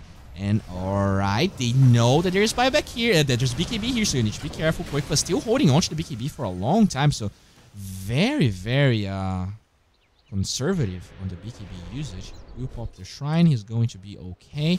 But that does buy time, that does distract them from the Roshan. And now the Brewmaster is alive, but this Morphling is super low HP. Thompson is also super low mana. Can they actually get here in time when Roshan gets attempted by Alliance? Especially when you have a Phantom Assassin with a Desolator, by the way. They're going to commit the Smoke Gank here. Will they just YOLO for the Rosh, or will they try and fight somewhere else? Alright. PA just cleaning up the wave here. Oh, hello, I heard a hook shot. It does not clip on any of the OG heroes, and they keep on pinging Roshan. This is definitely what both teams want to acquire right now. They're just gonna go in, the Stifling Dagger, the Blink Strike. Look at Roshan fall. Jesus, mother of God. The Dazzle here giving vision, the creeps as well. Ethereal Blade onto the Clockwork with the Arcane Bolts as well as the Adaptive Strike. This will zone Alliance down, and the battle for Roshan continues. They're gonna buy a smoke here onto the Batrider. It's gonna get delivered in a couple of seconds. Do they have a smoke on the side of OG to try and attempt this fight? It doesn't look like that's the case, but maybe they just bought one as well. Nope, they didn't. So they are fighting against a smoke and against a Batrider. OG, they're in such a bad position right here. I'm not sure they're gonna be able to contest this Roshan. They have the missile to give vision. They have the Batrider. This is such a hard fight. Look at the missile already revealing the Dazzle there. 1 second for the hookshot, by the way. So let's see if they can actually wrap around OG tops. And if you get spotted right here, this could be so bad. The smoke breaks. Alright, Primal Split is going to be there. But look at PA just farming. Nice. They're going to lift the PA before the BKB gets used. And this could be the start of a good fight for them. They're going to destroy the Clockwork. And now Mikey trying to get on top. Nice.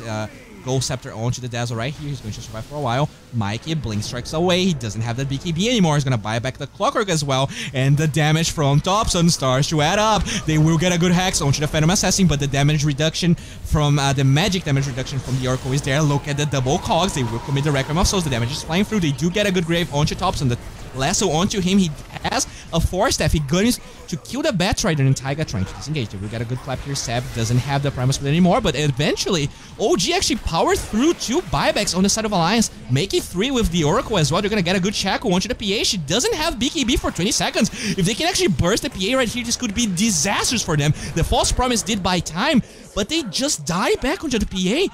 This is so bad on the side of Alliance. It looked amazing, but the team fight from OG was so good that they actually power through so many buybacks, and they don't want to go Roshan now. They just want to end the game. 2 minutes without that PA that comprises pretty much 30% of their net worth. They're just gonna go for. They have the Necronomicon. They have these insanely farmed Morphling, and they will commit the glyph. There's no buyback onto any of the heroes that are dead right now, and Batrider still needs 20 seconds for the lasso. So this is at least 2 lanes of barracks for OG. There is a tier 2 in the top lane preventing them from actually getting Megas. And let's see if OG can just get this uncontested and even get Roshan afterwards. Look at the HP on this tower. This is going to be very, very fast for OG. They could potentially even get a tier 4 if necessary. Jax still holding onto, still like positioning very passively here. They will disengage. They get 2 lanes of barracks, and now it looks like they want to go for Roshan. Midas gets purchased onto Sab. Didn't really have the greatest of games, but with that Midas, he's going to be able to scale a little bit more.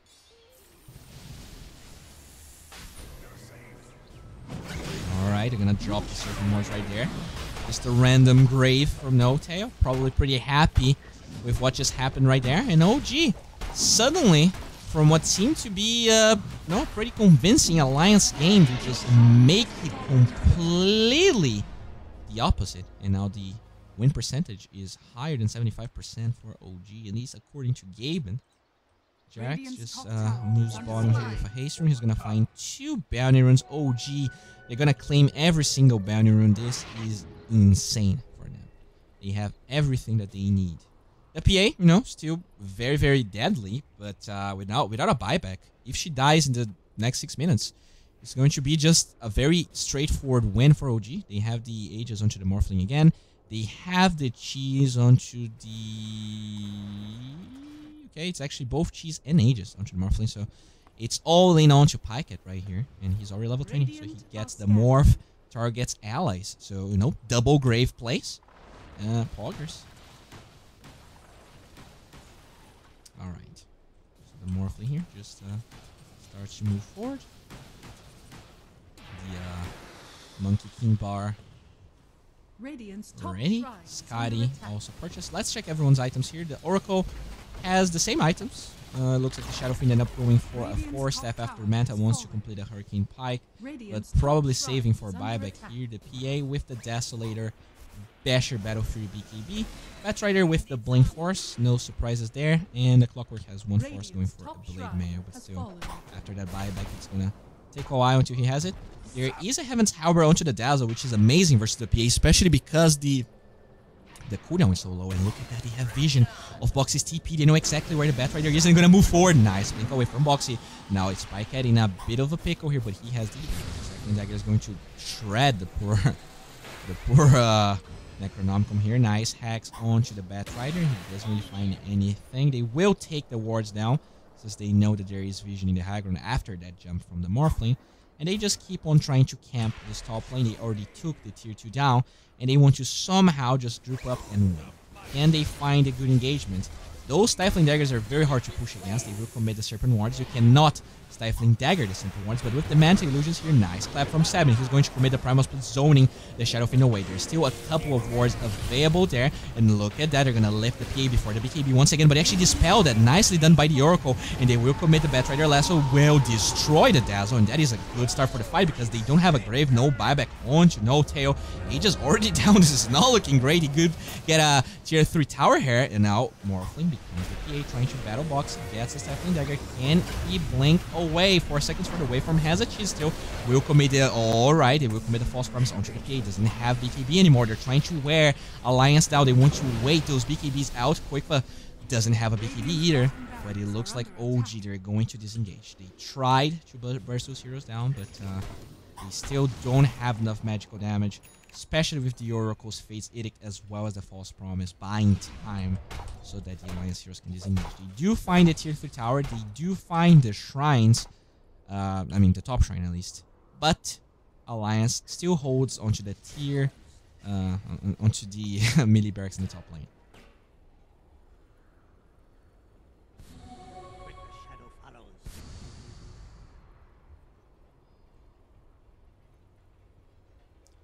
Alright.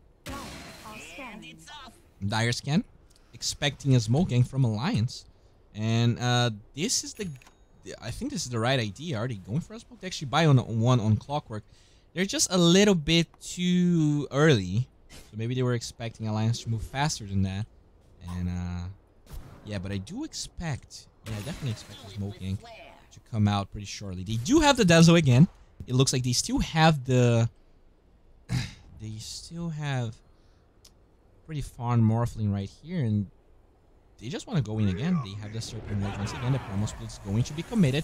Serpent Ward's going to lay down. They do want to clear up the Serpent Wards with those Manta Illusions. Look at the engage here. Nicely done. They will find the Dazzle once again. Very good engage by Alliance. They will take that Grave out of the equation. It looks like the Brewmaster gets killed once again. Hookshot onto the Morphling right here. Can he waveform away? He will be able to. And look at that. The Abyssal Blade from the Phantom Assassin. They find the Morphling. And Alliance somehow back into this game. They do get a good slow onto Thompson. And Boxy really wants to find his kill. 3 seconds for his Force Staff. Thompson trying to TP out. He will get the Cogs, but he doesn't cancel the TP out. Very weird angle there. And somehow Thompson survives, but still. They defend that again. This is not good for OG. They just wanted to end the game, but they're struggling so hard. Radiant's bottom barracks are under attack. That was a great engage, though. The Dazzle trying to stay alive for how the fight... Oh, no, Mikey with the blur! He finds Thompson, and he doesn't have a buyback. Oh, no. 1 minute without a buyback. Is this a counter throw by OG? The blur is so broken, guys. That blur just allows shit like this to happen. And now this is going... Oh my god, they're going to commit the glyph here. They have some buybacks. It looks like OG. They're just going to be forced to buyback. I mean, I guess they're just going to give up the first lane of barracks for sure. So this is going to be the first lane that Alliance acquires. But they just go for this so fast and there's no glyph anymore. 78 seconds with no Thompson. Look at No Tail. Commits the Ghost after he will dodge the first Stifling Dagger. But the next one could be deadly. So he really needs to be careful. They're going to commit a clap right here. They're trying to find a kill onto Boxy. They're not going to find it. Nice cog zoning them out. And it looks like No Tail commits another Ghost after the cooldown reduction. Definitely making it super worth it for him. But they already lose the Brewmaster anyways. His Primal Split blade is useless, and they will find the Dazzle once again. No buyback onto No Tail, and look at the damage here. That false promise from Mikey just allowed him to shred OG, and the buybacks are coming through, but the damage from PA does not end. She's full HP once again. Nice Shackles holding her in place, but those Serpent ones deal no damage. They don't have it, and now Koikva will clean up the wards, and it looks like they're just gonna power through the tier 4s like we saw in the other game. Another buyback. This time it's going to be Thompson. He had 1 minute on cooldown there. There is no BKB onto the PA, so they need to be careful. Thompson could potentially burst someone down. The Morphling has that Ethereal Blade as well. There's a lot of magic damage, but with those catapult waves, they just keep on moving. They have a lot of regen coming from inside. He even has a Clarity going here to make it as efficiently as possible. Another Siphon Dagger, but doesn't have a battle for it, doesn't have the crit. It's not as effective. They will get another tier 4s, and OG holding on to their butts. This is not the Mystic Flare that they needed, and now they're gonna go forward with the Abyssal Blade. Morphling still alive. They will get a good Ghost Scepter onto Jax, and they actually find Mikey, who's gonna pop the BKB, and they just power through the Ancients, and they just get it. 2-0 win for Alliance. The OG fanboys just get proven wrong. It looked pretty good for a while, but yeah, OG playing a great game. Guys, thank you all for watching. If you're watching on YouTube, make sure to subscribe. If you can also follow on Twitch, it's amazing for me. Thank you all for being here. I'm trying. People were saying that I was casting too, I was going too crazy. I was going too hype. So I'm trying to, be less like that. I'm not sure what people prefer. But yeah, thank you all for being here. If you have any feedback, make sure to tweet me on /D2Bowie.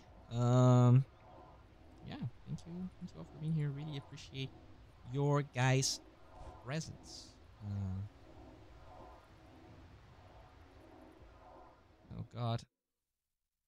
Oh, hello, baby. How are you doing, man? How you doing, girl? Yeah, it's /D2Bowie for 3 on Twitch, but it's with an E on Twitter. So, that's kind of problematic. But anyways, thank you all for being here. Really appreciate you guys. And yeah, that's it. I'm not going to cast any games today. I'm casting only one game because, I have videos to make. I have a team to coach. And I have food to also cook. So thank you all.